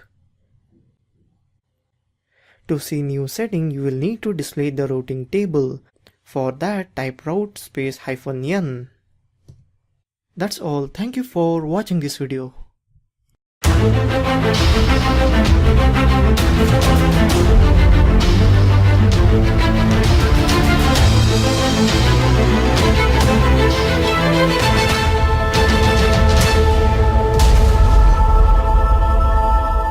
Welcome. In this video we will see web proxies. Before that, we need to understand what is proxy server. In computer networks, a proxy server is a server that acts as intermediary for requests from clients seeking resources from other servers. A client connects to proxy server requesting some service such as file, connection, web page and other resources available from different server, and the proxy server evaluates the request as a way to simplify and control its complexity. Today most proxies are web proxies, facilitating access to content on the World Wide Web and providing anonymity. If you want to learn about proxy server, it is so much deep. There are so many different proxy server type, but for an hacker there is no need to learn about proxy server in that deep. For an ethical hacker, there is no need to learn that much in depth. One should just have idea about uses of web proxies.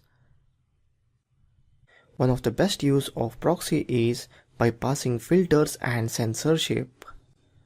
Usually in school and university's Wi-Fi, you can't access Facebook and YouTube and many other websites as they do block those websites. So in that situation, you can access all websites which are blocked using web proxies. The second one is accessing services anonymously.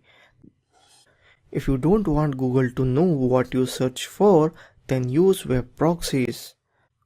Usually Google keep record on what all you search on Google by using your IP address. If you don't want them to know, better to use proxies or any other website like Facebook or any other third-party website. If you don't want the website owner to know you, then use web proxies. If you want to use web proxies, then search for web proxy in Google. You'll get many results related to web proxy. You can try any one of them.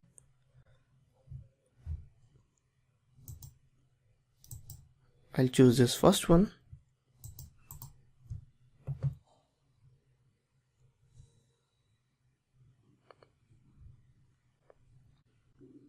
As you can see here, it says the web proxy is a quick and free way to change your IP address, unblock sites, and gain anonymity on the web.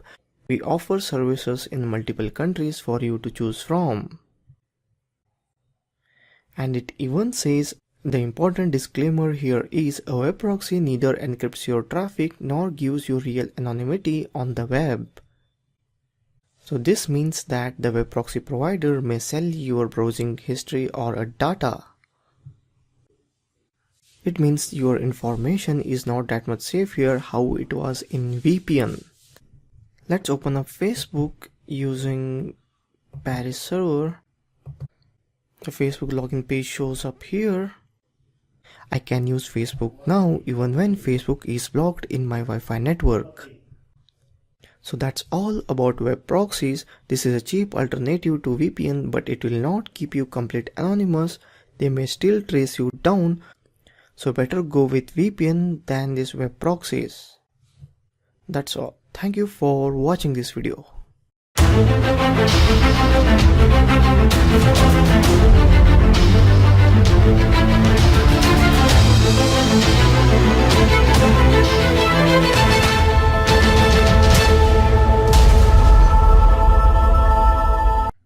Welcome. In this video we will see VPN.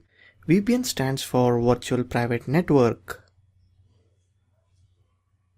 If I put it simply, VPN is a service or a program that allows a device to connect to a secure offsite server or a network using an encrypted tunnel-like connection. It allows the user's IP address to be masked, providing a layer of all important privacy and anonymity. The connection is generally of such a high grade that any data transmitted can be considered perfectly safe. Originally used for businesses, but hackers use VPN to keep their anonymity. If hackers use VPN while hacking, it's impossible for a victim to trace a hacker. As in VPN, you will get an option to choose your country. Being in India, I can set my location as United States or any other country with ease using VPN. You can even use VPN to view the blocked websites. Like in India, I cannot view BBC website. If I set location as United States or UK, I can view BBC website and all other blocked websites which are not available in my country. One thing you have to keep in mind that if you do hacking without using VPN, there is 100% chance that you will get caught by your IP address. It's very important to use VPN while hacking. There are many VPNs out there to try. The free VPN I use is Hotspot Shield. You can download it and install it. In Hotspot Shield, I got many locations to choose. I have opted for United States. You can opt for Great Britain or Australia or Sweden. Hotspot Shield is not a complete free one. The free one which I use has limited bandwidth, or can say it has limited speed. To get high speed browsing, you have to get the pro version. The problem with the free VPN is that the free VPN provider may sell your browsing data to some third party for some money, which is very dangerous. If you use free VPN while hacking, you may get caught, as all free VPN crashes a lot. For more free VPN, just Google for free VPN. You'll get many to opt. If you believe in complete security, search for Premium VPN. Any premium VPN is good. It costs from $10 to $20 depending upon the speed of the VPN. I would not like to recommend any premium VPN here. I feel almost all premium VPN are good. What I would like to say is first use free version of Hotspot Shield. If you liked it, you can get the pro version of Hotspot Shield as it is easy to use than other VPN. That's all in VPN. VPN is must if you are going to do any kind of hacking. VPN is must if you don't want to get caught while doing any kind of hacking. That's all in VPN. Thank you for watching this video.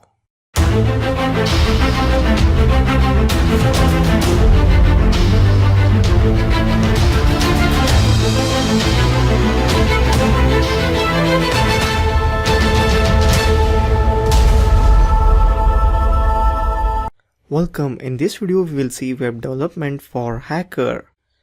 I feel it is very much important for a hacker to be able to build a simple HTML website and host it. And moreover, one should have enough knowledge to modify already built website, to understand how this World Wide Web works, which helps him to figure out loopholes and hack them. So in this video series, I'll briefly show website development and hosting, and we will discuss about other web development languages and technology which hackers should have idea about. This is ethical hacking course, not web development course, so please don't expect in-depth web development. If you want to learn web development in depth, you can opt for web development course. And the last thing I would like to say is, if you don't know how to build a basic website and modify any kind of website, then you will be not considered as a hacker. So that's all. We will continue with web development in next video. Thank you for watching this video.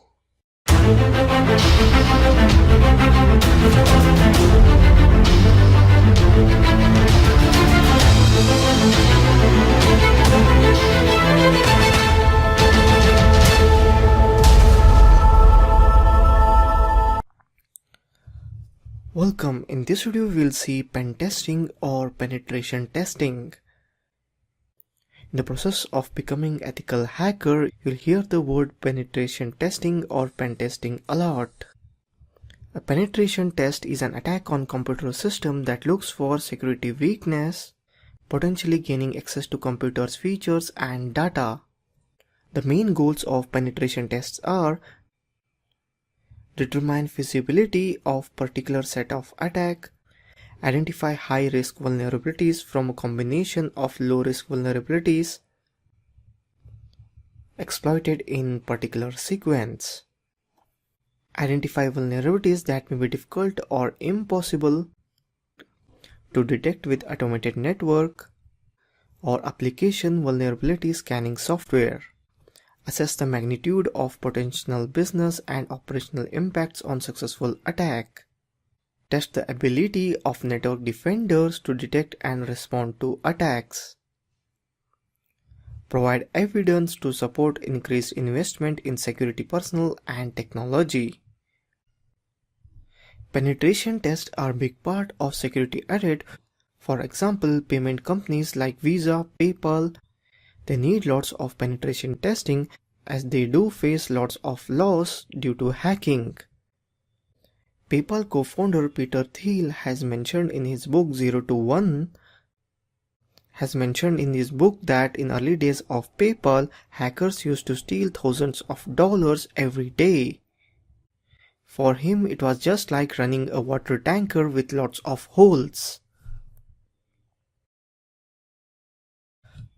Now we will see tools. A widely variety of security assessment tools are available to assist with penetration testing, including free of charge free software and commercial software.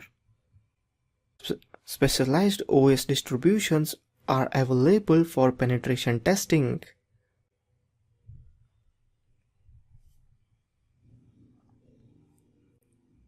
Penetration tester does not have to hunt down each individual tool, as operating system come with all tool inbuilt. Popular penetration testing OS example There are many penetration testing operating systems. The most popular operating system is Kali Linux, which we will use in this course, which replaced Backtrack in December 2012, which is based on Debian Linux. The second most famous is Pento, based on Gentoo Linux. And the third is Wax, based on Slackware Linux.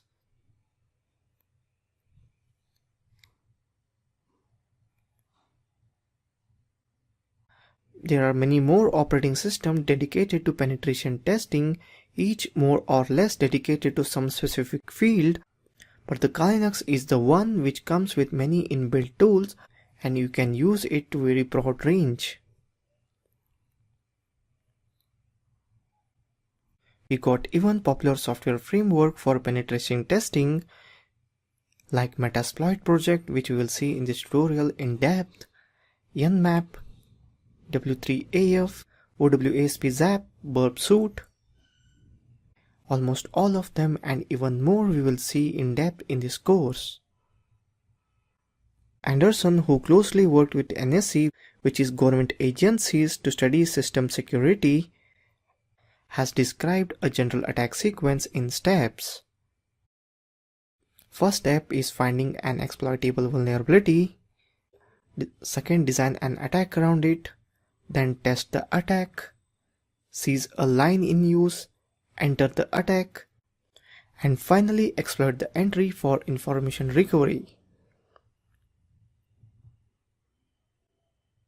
At this stage, I feel this much is enough to know about penetration testing. That's all in this video. Thank you for watching this video.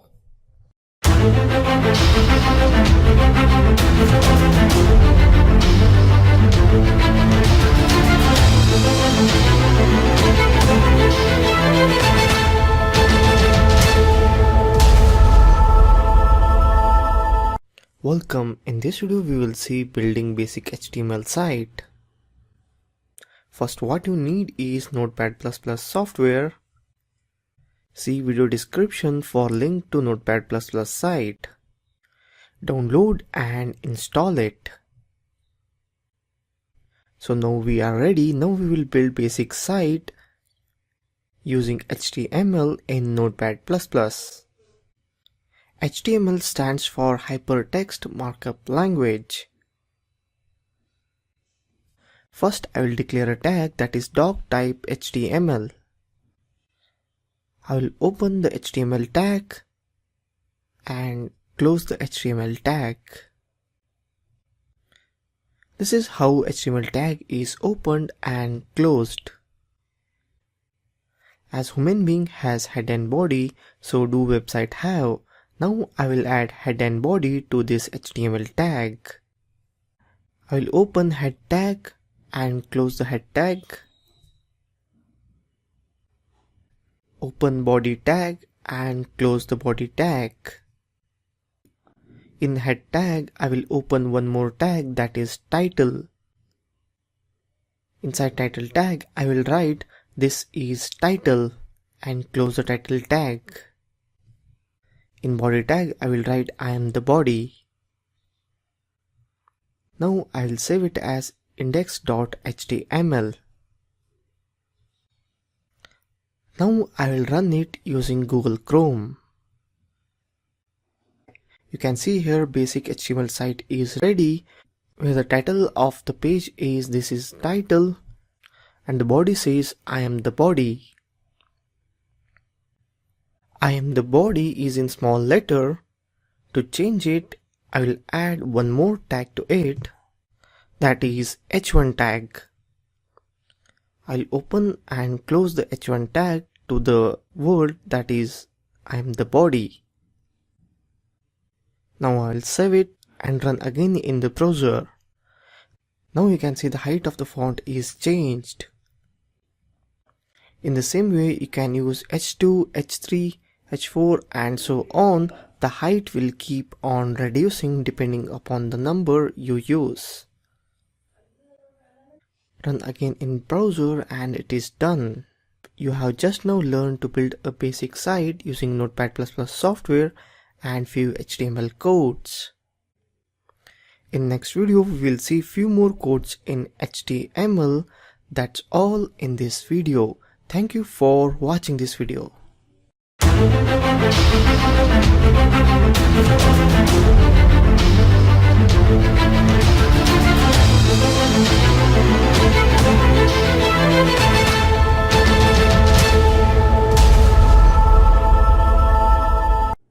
Welcome. In this video we'll continue with web development in basic HTML. Now we will see links. Link means if you click on it, it will take you to different web page. To make it happen, you have to create a tag called A with href equals to web page name. For example, http google.com. Here I will write tag with A href is equal to http google.com. Inside that I will write this will be linked to Google, and I will close the tag. I'll just save it and run in Chrome. Here is the link. I will click on it. You can see here I am redirected to google.com. In the same way I can link to the another page created by me. Now I will create one more HTML page. I'll just copy and paste this code to create a new page with little differences. I'll name it as second page and save it as second.html in the same folder. Now in href equals to, I will write second.html with double quotation. Second.html is the page I just now created. Now I will run this page in Chrome. Now I will hit on link. Now I am getting redirected to the second.html page which I just now created. So this is how you can link one HTML file to another. Now we will see how to add image in this basic HTML site. For that I will add the tag that is img image. Source equals to image name with double quotation, and I will close the tag. I have saved this image in the same folder.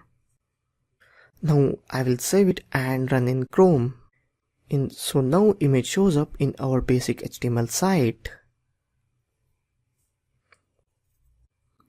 You can add even a link tag to this image, that is tag A href equals to google.com.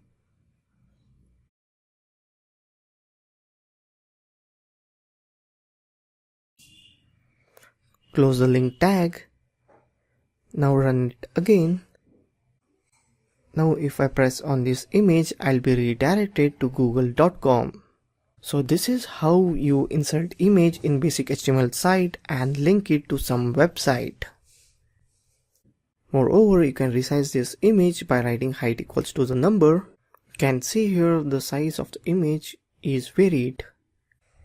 You can even set the background color by adding bg color equals to the RGB number in body tag.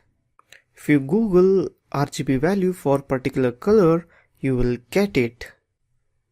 Let me consider one RGB value here and demonstrate it. So now you can see I am changing the background color. In the same way, you can set text color, link color, and so on. There are a lot more codes in HTML to learn, like paragraph, row, column. This is ethical hacking course, so I would not like to cover all those topics in this course. I'll keep this topic in brief. In next video, we'll see how to upload this file on server. That's all. Thank you for watching this video.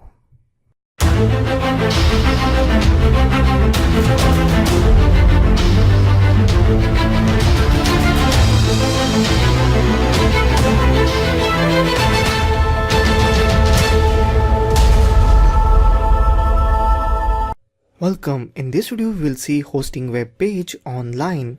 In last video we created two files, that is index.html and second.html. You can use paid hosting services like GoDaddy, HostGator, etc. But in this tutorial I will use free hosting service, that is my3gp.com. Free hosting service includes 3 GB space, 30 GB bandwidth, 2 MySQL database, PHP scripting, and no forced ads, which is more than enough for hosting files which we have created. First I have to register. I'll fill up everything required quickly. Right mark to terms and services. How did you find us? I'll select friends. Just fill up alphabets which are kept to avoid spam. And finally click on submit. They have just sent confirmation email to confirm it. I should first log into my Gmail account. At top here I have got email from webmaster to confirm registration. To confirm I have to just click following URL. Confirmation is successful. Now I am in step 2 of registration. I have to re-enter password which entered in first step. And I will quickly fill other remaining information. How much I filled, this much is more than enough. Now I'll hit on submit. Finally, account has been created successfully. Now second step is to upload files. For that I have to log in again. Here we are on control panel. Now go to file manager. Select the default index file and delete it. Now upload by going to upload files. I'll choose all 2 files one by one which I created. And finally I will hit on upload. Files are now uploaded. Hit on index.html to load web page. As you can see here, our page has loaded up whose default URL is given by hosting service provider. So that's all in this video. Till now we have created a basic HTML site and uploaded it online on a server, and now anyone can view our website with this URL. Thank you for watching this video.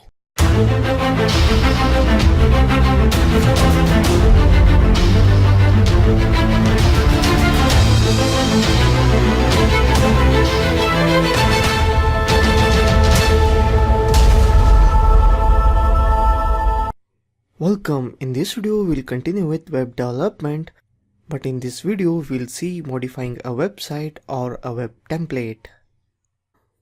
Before we start to modifying, first we need a web template. For that I will Google HTML website template download. I'll opt for this third link. As you can see, there are so many free download HTML website templates. You can opt any one. As I like the first one, I'll opt for it. The file is just 4.32 MB. I will hit on download.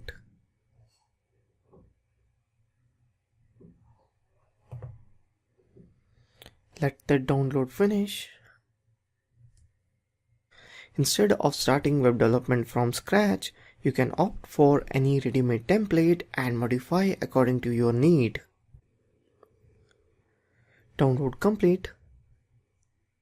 It's a zip file. I will extract it.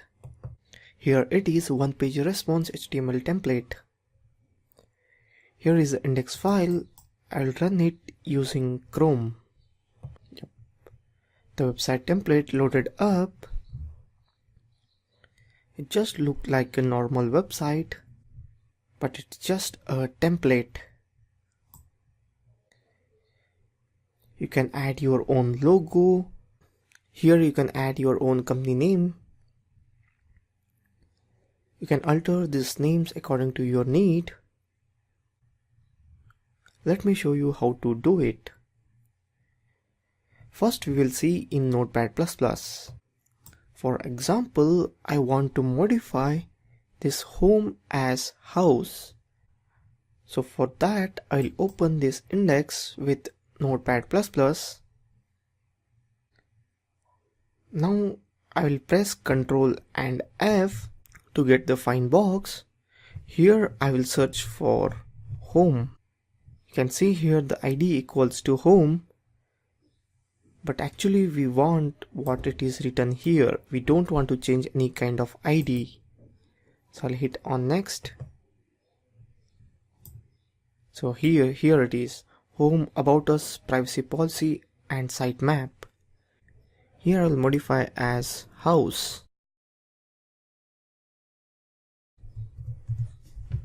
and save it. Here I have modified it to house, I have saved it up. Now I'll again open this index with Chrome. As you can see here, now home looks house. In this way you can modify each and everything in this template using Notepad++, but it is very difficult to do it on Notepad++. So got one more software to do it, that is Adobe Dreamweaver. Adobe Dreamweaver comes with Adobe Master Collection.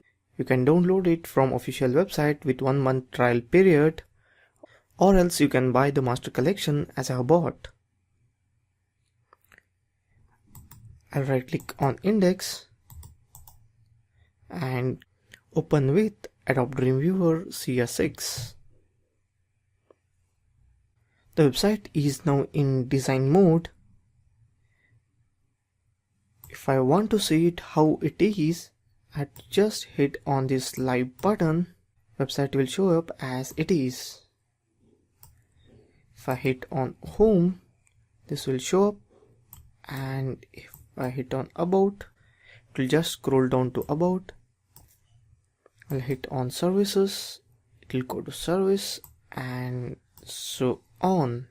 So now here renaming the home into house is pretty much easy. I have to just remove this live. Now it's in design mode. I have to just split it, and here it is. My cursor is here.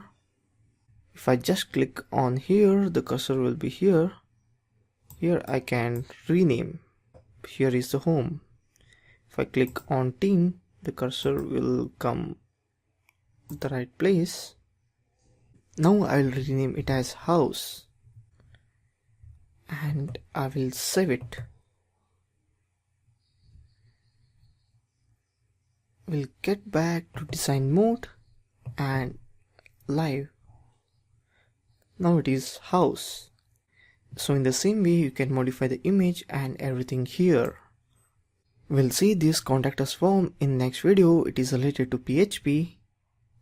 If you are confused about what all this heavy coding is, no need to worry about it. Each code contributes something to this web page. You have to just take care of doing alteration here to get the respective output you want. If you want to become a pro hacker, first what you should know is playing with the code to get respective output. Whether you learned the codes or not is different. One more last thing I would like to show here is, this is the CSS folder. If you open it up, CSS is basically style sheet. In .css file, not just font color or font size is set, even the background color of the web page and everything related to style and color is prefixed. CSS files are used to set the same style and same theme to all web pages without declaring the font size and font color and background in every web page. You have to just set the color, font and everything in CSS files once and use this CSS file wherever you want. I feel this much knowledge is enough to modify a website. A hacker should have idea to modify any kind of website.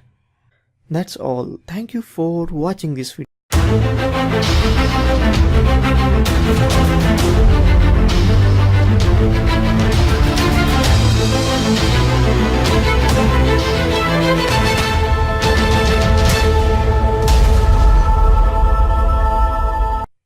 Welcome. In this video we will continue with web development.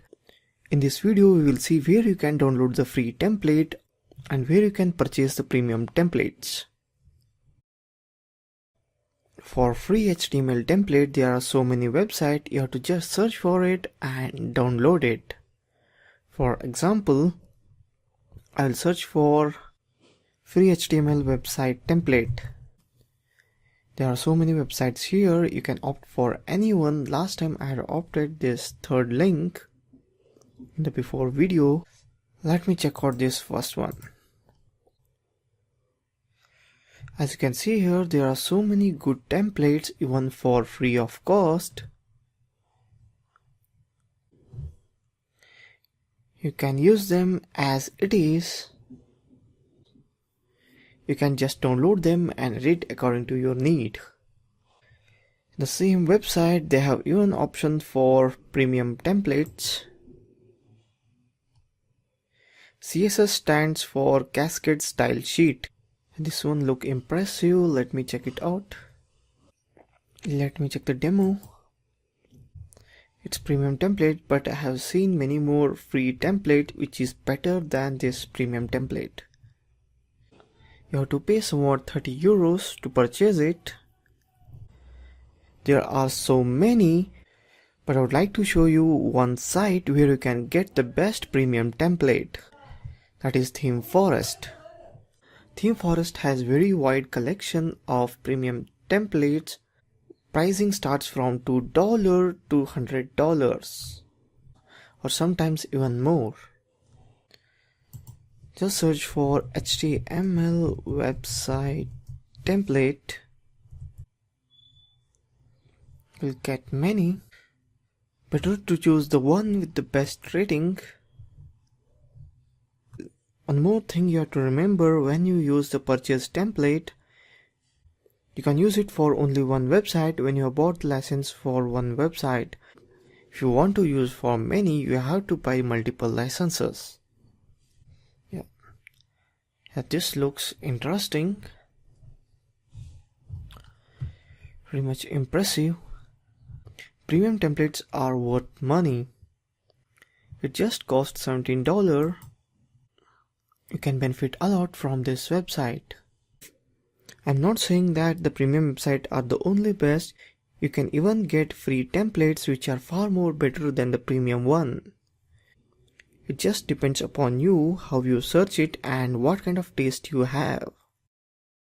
There is one more option to build a website with very less hassle, that is WordPress. The option is here.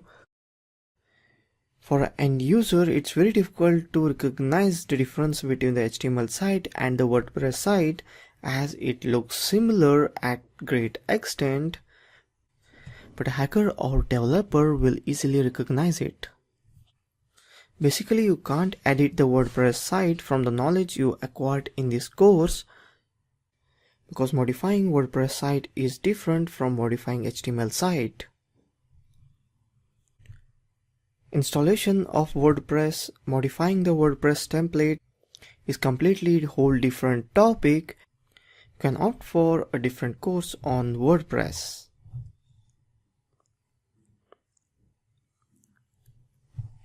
Anyway, I would like to recommend you to use the HTML template only because you will have maximum freedom to do changes.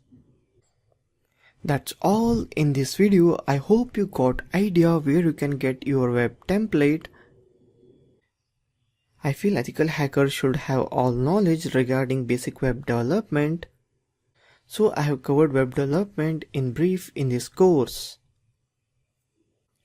That's all. Thank you for watching this video.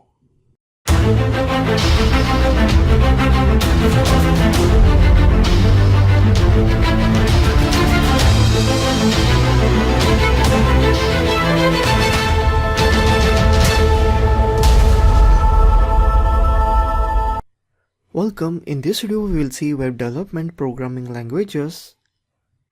You can skip this video, it's not that important, but many students suggested me to add this video. Many students suggested me to mention the web programming language, as they don't have any idea about web development programming languages. So one of the most basic web programming language is HTML. As I said in before video, HTML stands for Hypertext Markup Language, is used to create basic web page.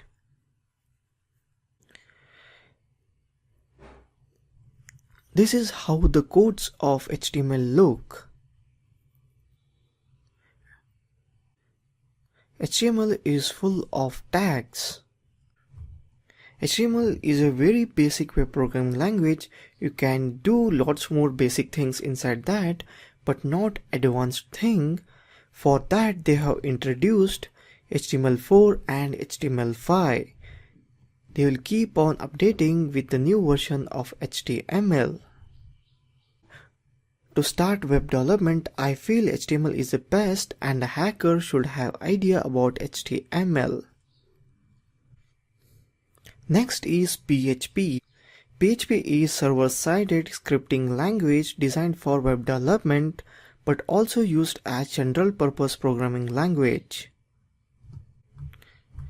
This is how the codes of PHP looks. PHP stands for Personal Homepage Tools. This is how the syntax of PHP looks. PHP gets updated with new version every year or every quarter. Right now you can get the latest PHP 7.1 version. PHP is not just standalone, it extends with MySQL. If you want to maintain the data in website, then you have to use PHP with MySQL to maintain the data in the website. Like in Facebook, they maintain your chats and your timeline using MySQL. SQL stands for Standard Query Language. The next one is JavaScript. JavaScript is one of the most popular and dynamic programming language used for creating and developing websites. This is how the codes of JavaScript look. This language is capable of controlling the browser, editing content on a document that has been displayed, allowing client-side scripts to communicate with user and also synchronize communication. The next one is Python. Python is highly used and all-purpose programming language which is dynamic in nature. Being dynamic in nature means that you as a developer can write and run the code without the need of compiler. The design of the language is such that it supports code readability, which means that its syntax is such that only a few lines of codes are needed to express a point or a concept. Some of the apps that are powered by Python are Instagram and Pinterest. Web platforms such as Google, NASA and Yahoo do support Python. Last but not least, Ruby is also one among web development programming language that is used for creation or programming of mobile apps and websites. Ruby is highly scalable language and it is also open source like PHP. If you want to become developer on Ruby, you have to equip yourself with the knowledge of Ruby on Rails. Ruby is mostly used in web servers where there is a lot of web traffic. The platforms which make use of Ruby are Hulu, Twitter and Scribd. There are still many more web development programming languages like Go, Perl, Java, C++. But those I mentioned here directly deal with web development. If you want to become a pro hacker, you should have good idea about all these programming languages. That's all in this video. Thank you for watching this video.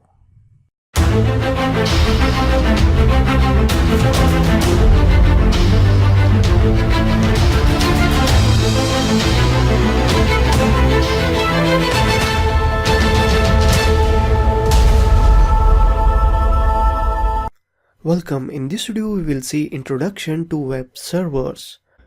A web server is a program which is configured to serve web pages using Hypertext Transfer Protocol.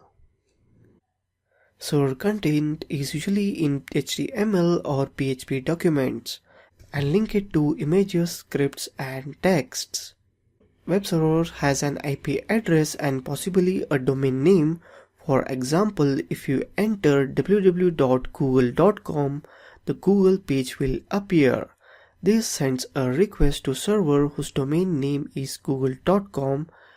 The server fetches the homepage of Google and sends it to your browser. If you type instead of google.com, if you type / some address, it will fetch that page. If you don't write anything after /, it will fetch the home page, that is index file. The server automatically gives index file first preference. And one more thing you should remember before going forward, that domain name and web server both are completely different. The domain name is the web address, that is www.google.com or www.facebook.com, whereas web server is where you store your all files. You can buy web server or hosting from third party such as GoDaddy or HostGator, or else you can make your own computer as a web server. Any computer can be turned into web server by just installing server software and connecting the machine to the internet. There are many web server software applications available such as Apache. Now let's see how web server works. Let's understand by example. If you type www.facebook.com and hit enter, the Facebook web page appears up. What happens in back end is web browser forms a connection to web server, requests a page and receives it. It's that simple. Everything happens in microseconds. We will see different types of attack on web server. The first one is web ripping, second Google hacking, then SQL injection, PHP remote code execution, cross-site scripting, directory transversal attacks.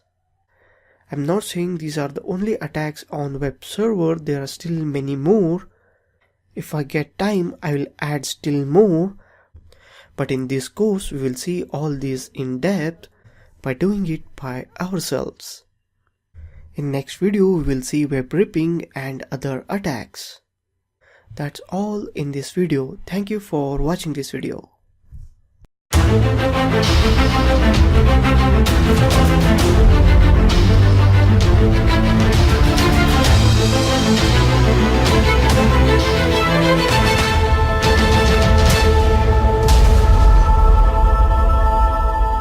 Welcome. In this video we will see installing DVWA. Damn Vulnerable Web App is PHP web application that is damn vulnerable. Its main goals are to be an aid for security professionals to test their skills and tools in legal environment. It is best platform to practice web application hacking and security. First, we have to download DVWA. For that, open up the browser and go to dvwa.co.uk. You can find this URL in description of this video. Scroll down and click on download. You can either unzip it or save it. I'll save it in my root directory. Download is complete. Now it's time to unzip it. For that, I'll open up terminal and first check the directory. To check whether the directory is present or not, I type ls. As you can see here, DVWA directory is present. To unzip it, I'll type unzip space dvwa 1.9.zip and press enter. To check whether DVWA got extracted or not, I'll again type ls, that is show directory. As you can see here, DVWA 1.9 directory is present. Now I will navigate to the location of DVWA directory, that is inside file system, root. Here it is DVWA 1.9. To make it easy, I'll rename it as only DVWA with lowercase letters. I will copy it and paste it inside localhost, inside www directory. Now close all files which are open. Now it's time to open up MySQL and PHP. Now it's time to run Apache and MySQL. Now we have to start Apache Web Services. For that I have to type service Apache 2 start. Now Apache 2 is running. To check, type service Apache 2 status. You can see it is running. Now we have to start MySQL. For that, type service MySQL start. Now MySQL is running. To check whether it's working or not, open browser and type localhost. For me, it is showing it is working. For you, it may be different, but something should show up. It should not show problem loading page error. And in further localhost /DVWA, setup of DVWA opens up. If you are noticing same kind of error which I am noticing here, you did right till now. Stay calm, in next video we will see how to get rid of these errors. That's all in this video. Thank you for watching this video.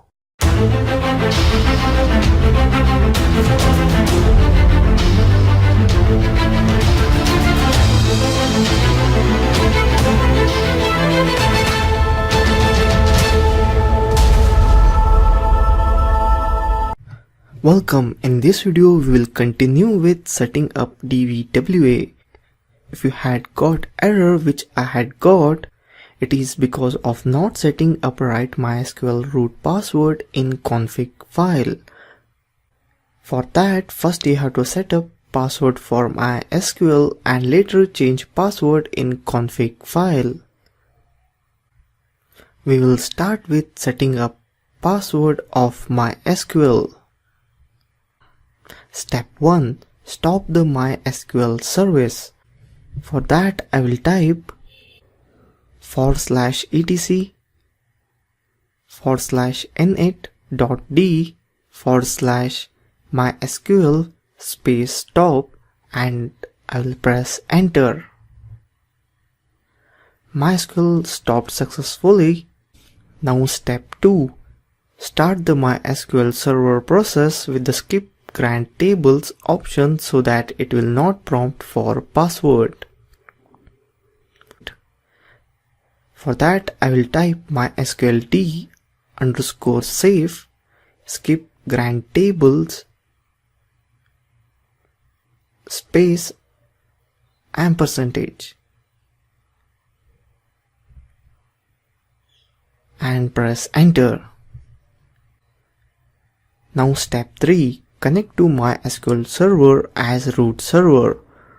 For that I will type MySQL space -u space root. Now step 4. Set up new MySQL root account password, that is reset MySQL password. For that I will type use MySQL with semicolon and press enter. Now I can update the password. For that I will type update space user space set space password equals to password and in bracket with double quotation I will write the password which I want to set it for MySQL root space where user equals to double quotation root and semicolon and hit enter. Now I will type flush privileges with semicolon, press enter, and now quit. Now I have successfully set up new password for my SQL root. Now it's time to change password in config file of dvwa directory. First I will restart my SQL. For that I will open computer. Inside that, file system, where directory,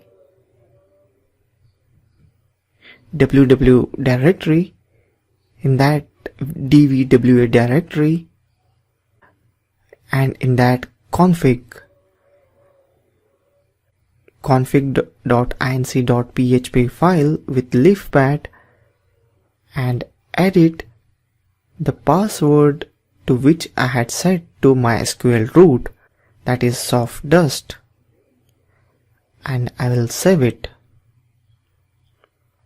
That's all. Now I will again start Apache and MySQL. Apache and MySQL restarted successfully. Now I will open up the browser and again open up localhost /dvwa in new tab. DVAWA login uploaded up successfully. The default user ID is admin and password is password in lowercase. Now we have successfully logged into DVWA platform. This is home page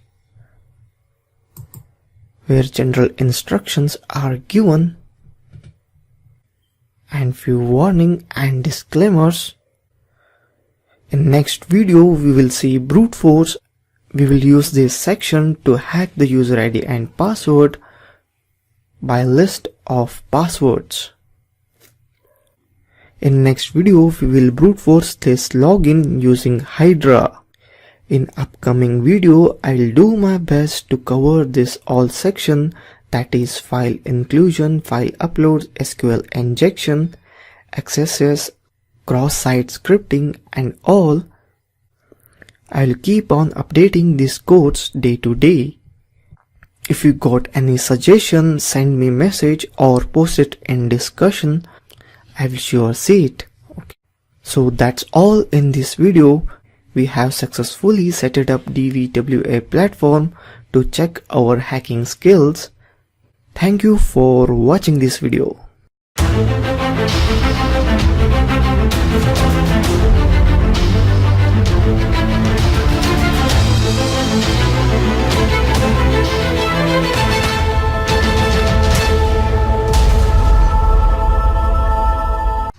Welcome. In this video we will see installing DVWA on Windows operating system.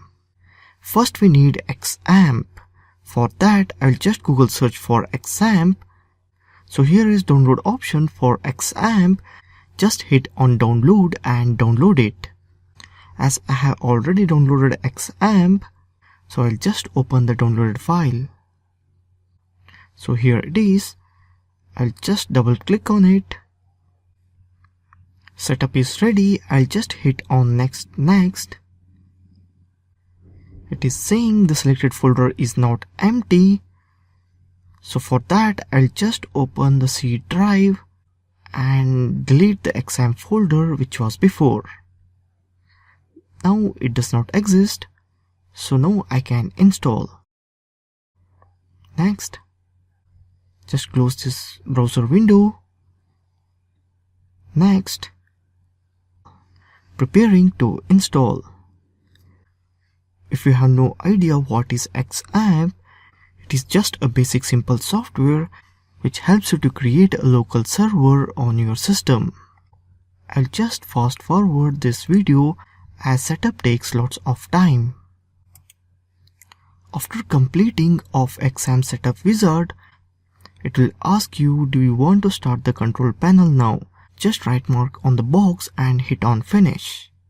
Select language as US. Now the XAMPP control panel is running. I would like to run Apache and MySQL.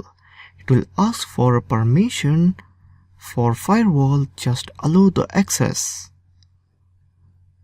Now the localhost is running.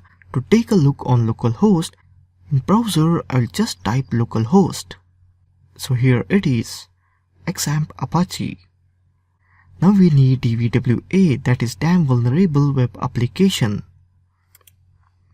For that I'll just Google on DVWA like I did in before videos. Here is download option, you can just hit on download and download it.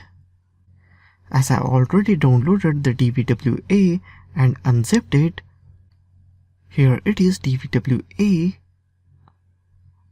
I'll just copy it and in my computer I will go to XAMPP, inside that htdocs, and I'll just paste inside htdocs. So here it is.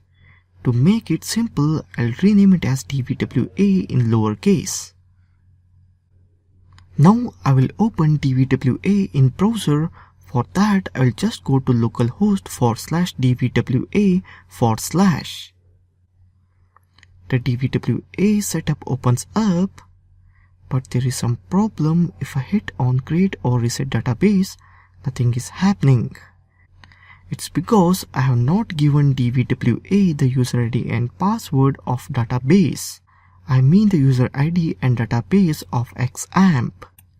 For that, first I will go and get the user ID and password of XAMPP. For that, I will just go to XAMPP and search for passwords.txt and open passwords.txt. So here for MySQL database, the username is root and password is basically nothing, means no password. So I have to just put this user ID and password inside DVWA. For that I'll go to htdocs inside DVWA, and inside DVWA I will go for config file. I will open this config.php using Notepad++. So here is database username, that is root, right, and password I will edit it and keep it blank. That's it, I'll just save it and close it. Now I will hit on create or reset database. Database has been created, the setup is successful. So here we finally have DVWA login page. As usual, as we did before, username is admin and password is password. That's it, now we are inside DVWA. So that's all about installing DVWA on Windows operating system.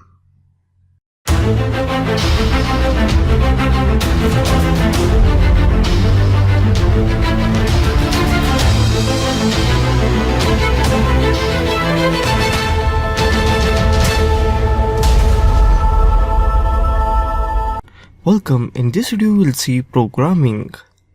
Many do ask me about what kind of programming one should learn to be a hacker, and when I mention what all one should learn, then they ask, is it necessary to know programming or do programming to be a hacker? My reply is it's not mandatory. I feel to be a hacker no need to know any kind of programming languages. If you are not good at programming and you don't get codes, then also you can get done lots of hack with your social engineering skills. And when the programming is necessary, you can get done programming work by others by outsourcing on freelancer website or from any friend who is good at programming. I feel hacking is all about what kind of vision you have and what you are capable to dream. But yet try to be a hacker who know how to code and also good on social engineering skills. You can be a great hacker if you know both. Let's start from basics. Like what kind of programming languages hackers should know. My take on this is hackers should know all kind of programming languages. He should be ready to adopt any kind of programming languages to build anything. A hacker should have a mindset that he understands almost any programming languages and he can code in any programming language. For that, one need to have good basic in programming language or the right understanding of how basically all programming languages work. If you want to begin by learning coding, I would like to recommend C programming language. C is very easy compared to all. It's good to learn the C first to understand the programming atmosphere. And writing and executing code in C is also easy compared to others. In C, almost all programs are in single flow and no complexion at all. And no need to study C in depth because in-depth topics in C are covered in easy way in C++. It's better to learn C programming in 1 or 2 days and move on to C++. C++ is advanced version of C and you can code and execute lots of difficult program easily on C++, and writing a C++ code is easy compared to C. In C++ you will learn object-oriented programming for first time, which you don't learn in C. Almost everything in C and C++ is same except creating objects and using objects. So basically C++ is object-oriented programming language. I would like to recommend spend 3 to 4 days learning C++ programming language. If you are firm on C++, you will excel in Java programming. And the third programming language I would like to recommend is Java. Java is similar to C++, but Java has lots of features which C++ lack in, and the Java is the one which is extensively used for commercial purpose. And obviously Java is pretty much simple programming language compared to C++. And Java is easy to use compared to C++. Basically there is no limit where you can run Java program, as nowadays billions of devices support Java. I feel these 3 programming languages are enough for programming. One more you can add is Python. Nowadays there is a trend where almost all of the hackers use Python as their programming language. Due to Python's few features, it's great if you learn Python also. And one more programming language I missed is HTML. HTML is very basic programming language which one should must know to be a hacker. Knowing HTML would be useful for you in many stages of your life, and HTML is of great help for a hacker. If you don't want to try your hands on Python, I would like to recommend HTML and Java. You should and must know.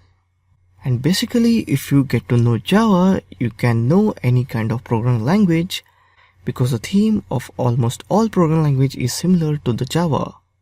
And no need to learn any programming language in depth, just learn what you want.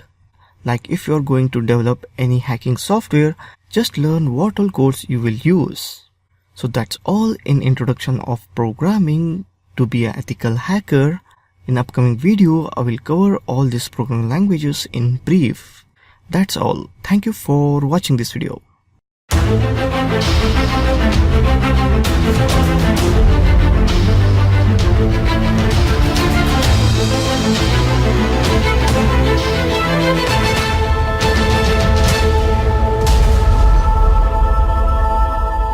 Welcome. In this video we will see C programming. I'll just cover the basics, I'll not go in depth. So let's begin. First we will see simple hello world program. We will try to understand the C basic program with output and explanation, steps to write C programs and get the output, creation, compilation and execution of C program, and the basic structure of C program. First, let's see basic commands in C programming to write basic C program. The first command is #include stdio.h. This is a preprocessor command that includes standard input-output header file, that is stdio.h, from the C library before compiling a C program. Second, int main. This is the main function from where execution of any C program begins. This symbol indicates the beginning of the main function, /* some comment */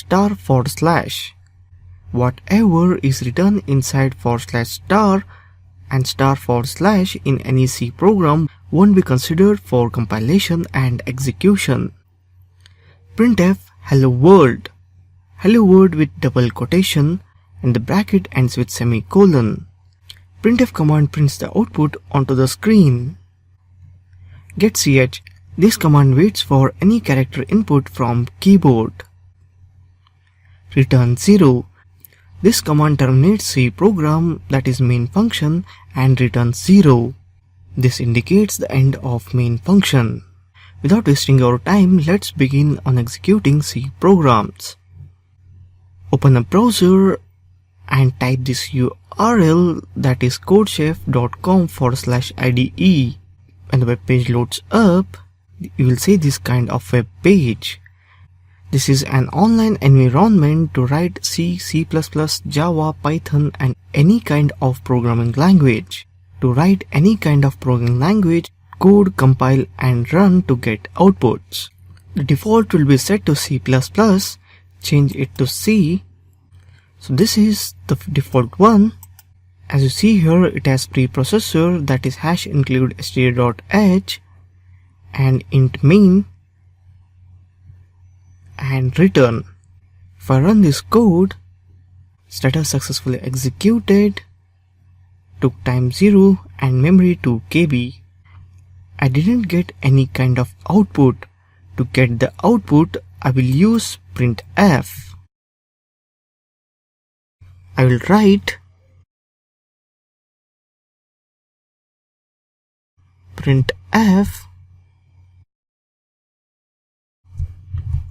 hello world, end it with semicolon, and I should write it before return 0. So I will take this return 0 up and put it down. Now I will run it. I got the output hello world, as I have stated here. So this is the most basic C program. Let's see steps to write C program and get the output. The first step is create, that is to write the code and all. Then compile. Instead of compiling, here I was just running it. You can first compile it to check whether it has error and then execute or run, finally get the output. One more program I would like to show you is add two numbers by using function.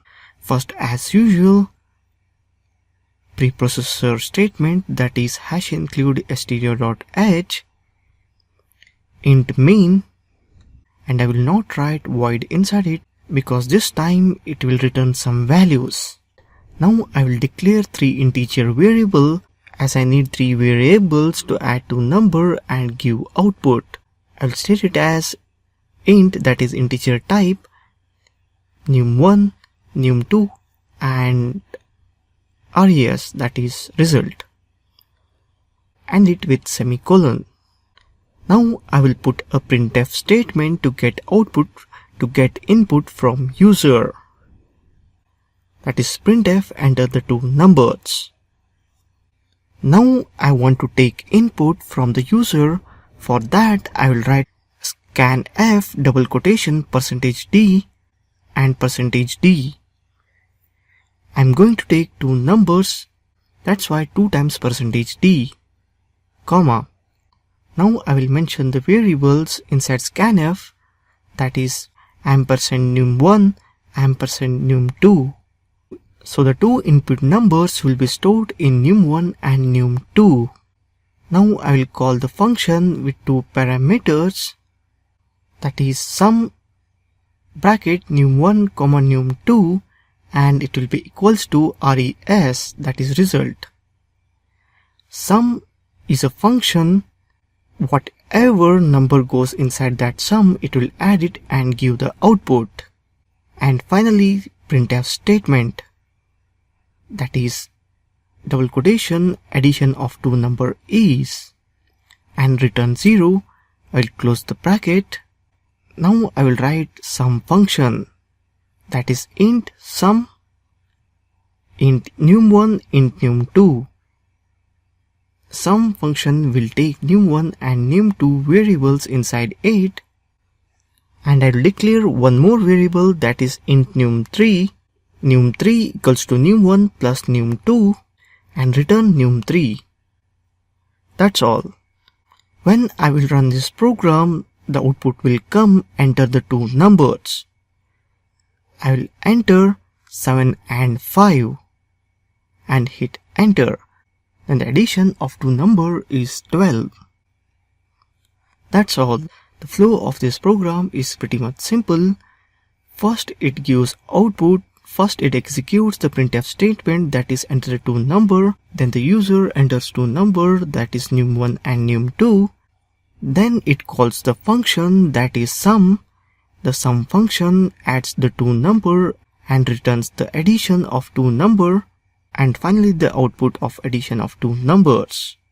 That's all one need to know basics about C programming. There are many things to learn in C programming. As this one is a hacking course, so I'm covering it in brief. You can enroll for any other course or buy a book to learn C programming in depth. As would not like to recommend it, just learn Java in depth by seeing the Java brief video I have made. So that's all in C programming in brief. Thank you for watching this video.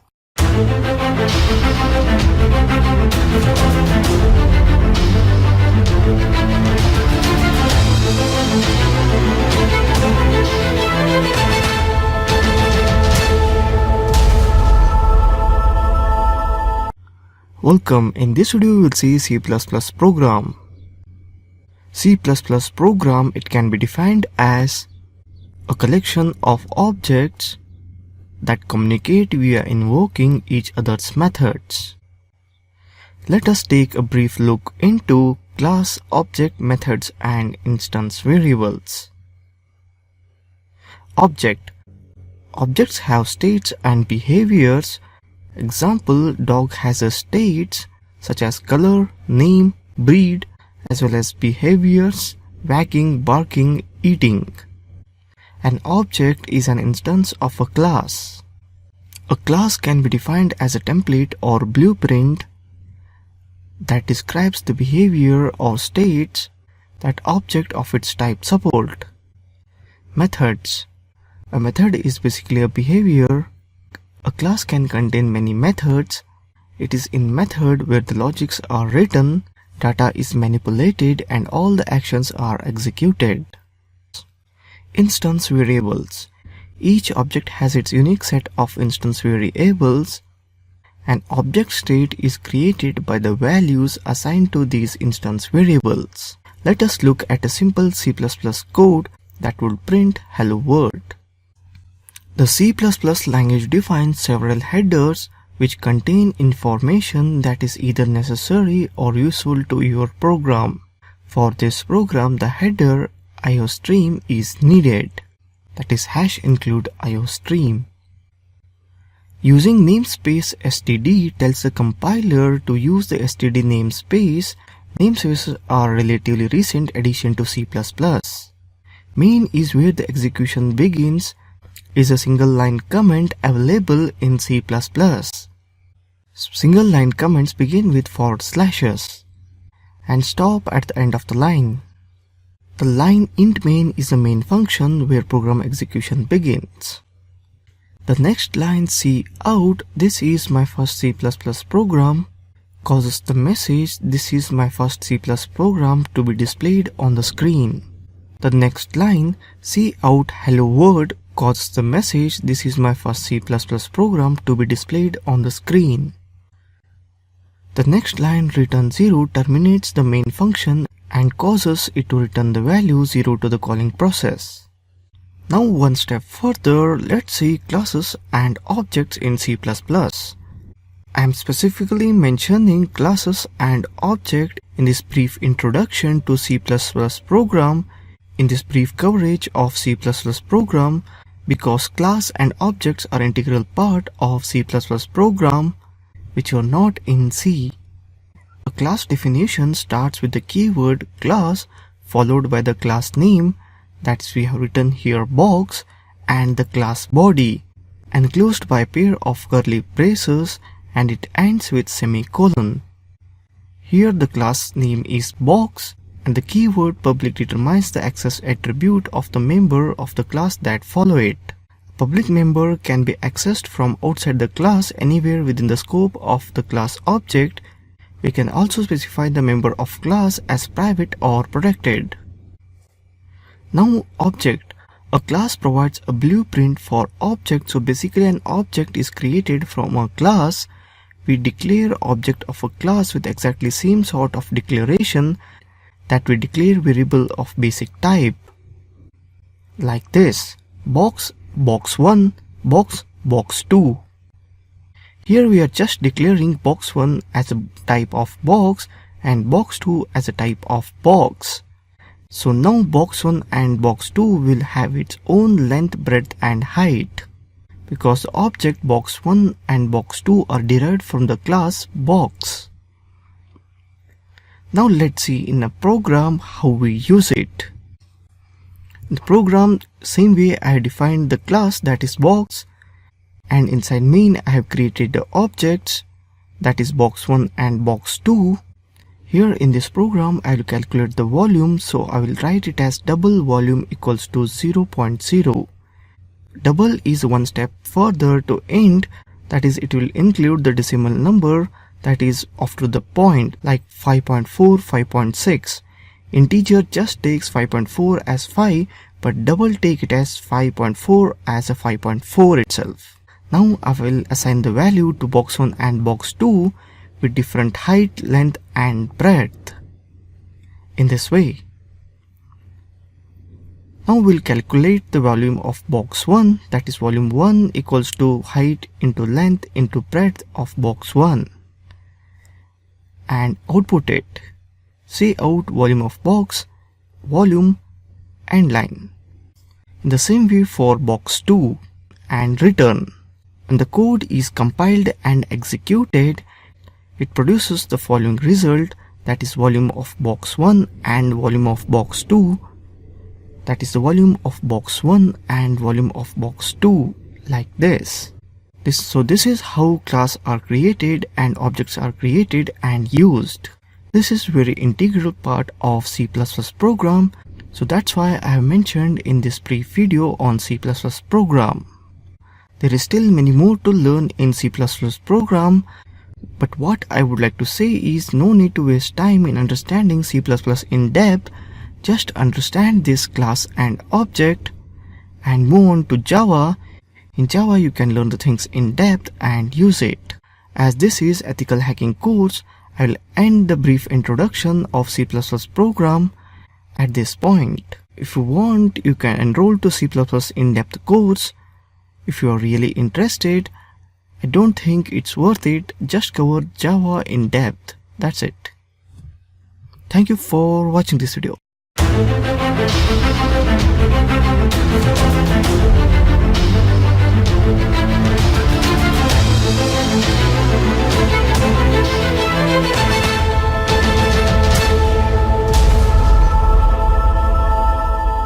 Welcome. In this video we will see Java program. Java program can be defined as collection of objects that communicate via invoking each other's methods. Object, class, methods and instance variables. All stands for same, which I mentioned in before video, that is C++ program. Let's move forward and see first Java program, that is Hello World program. Here we write it as public class and the class name, that is my first Java program, braces, and inside that output statement, that is system.out.println hello world. That's it. This much simple is Hello World program of Java. If you remember, the C program hello world was bit lengthy, then it got reduced little bit in C++, and in Java it's damn simple. That's why I say Java is most easy. The object-oriented concept is same as that of C++, but few things vary. Let's see what all those vary. Case sensitivity. Java is case sensitive, which means identifier hello with capital H and hello with lowercase h would have different meaning in Java. Class names. For all class name, the first letter should be in uppercase. Like here, my first Java program, M is in uppercase. And if several words are used to form a name of class, each inner word's first letter should be in uppercase. Like here, my first Java program, J is capital and P also capital. Method names. All method names should start with the lower case.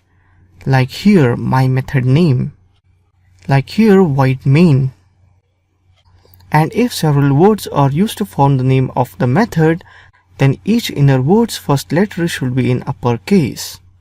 Like my method name, here M and N are in uppercase.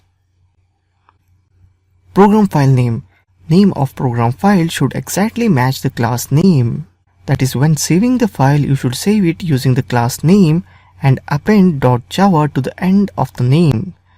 Like in Notepad, I have written it.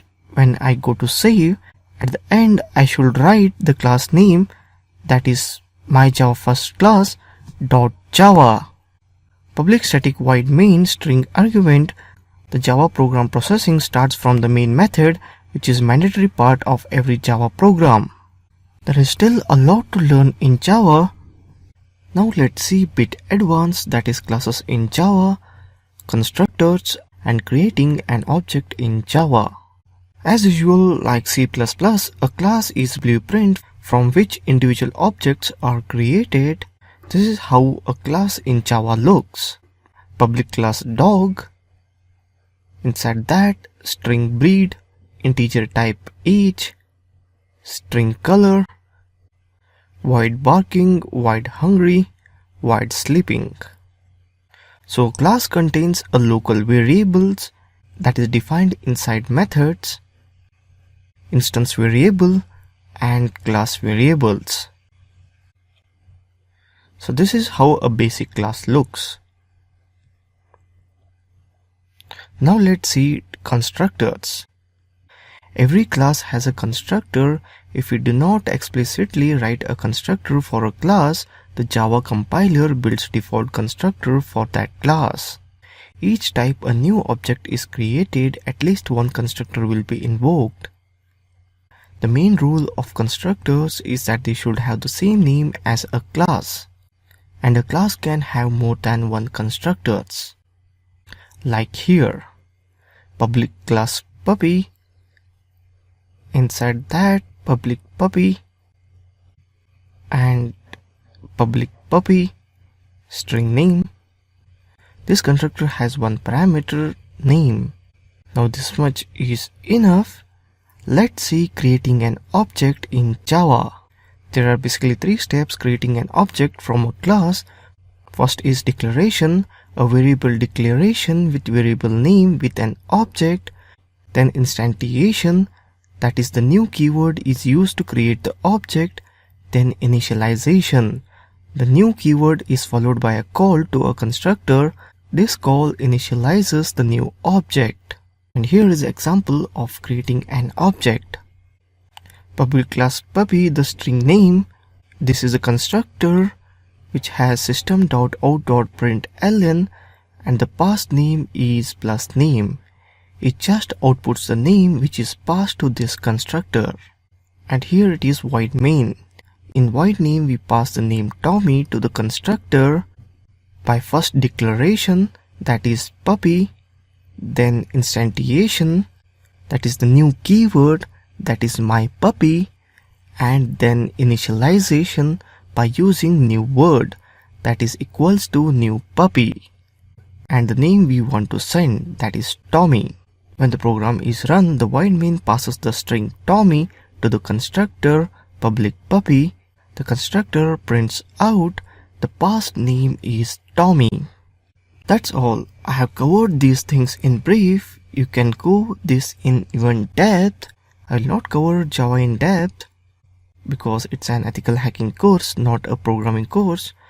I would recommend you to learn Java in depth and learn to understand each and every code, how it works. That's all about Java in brief. Thank you for watching this video.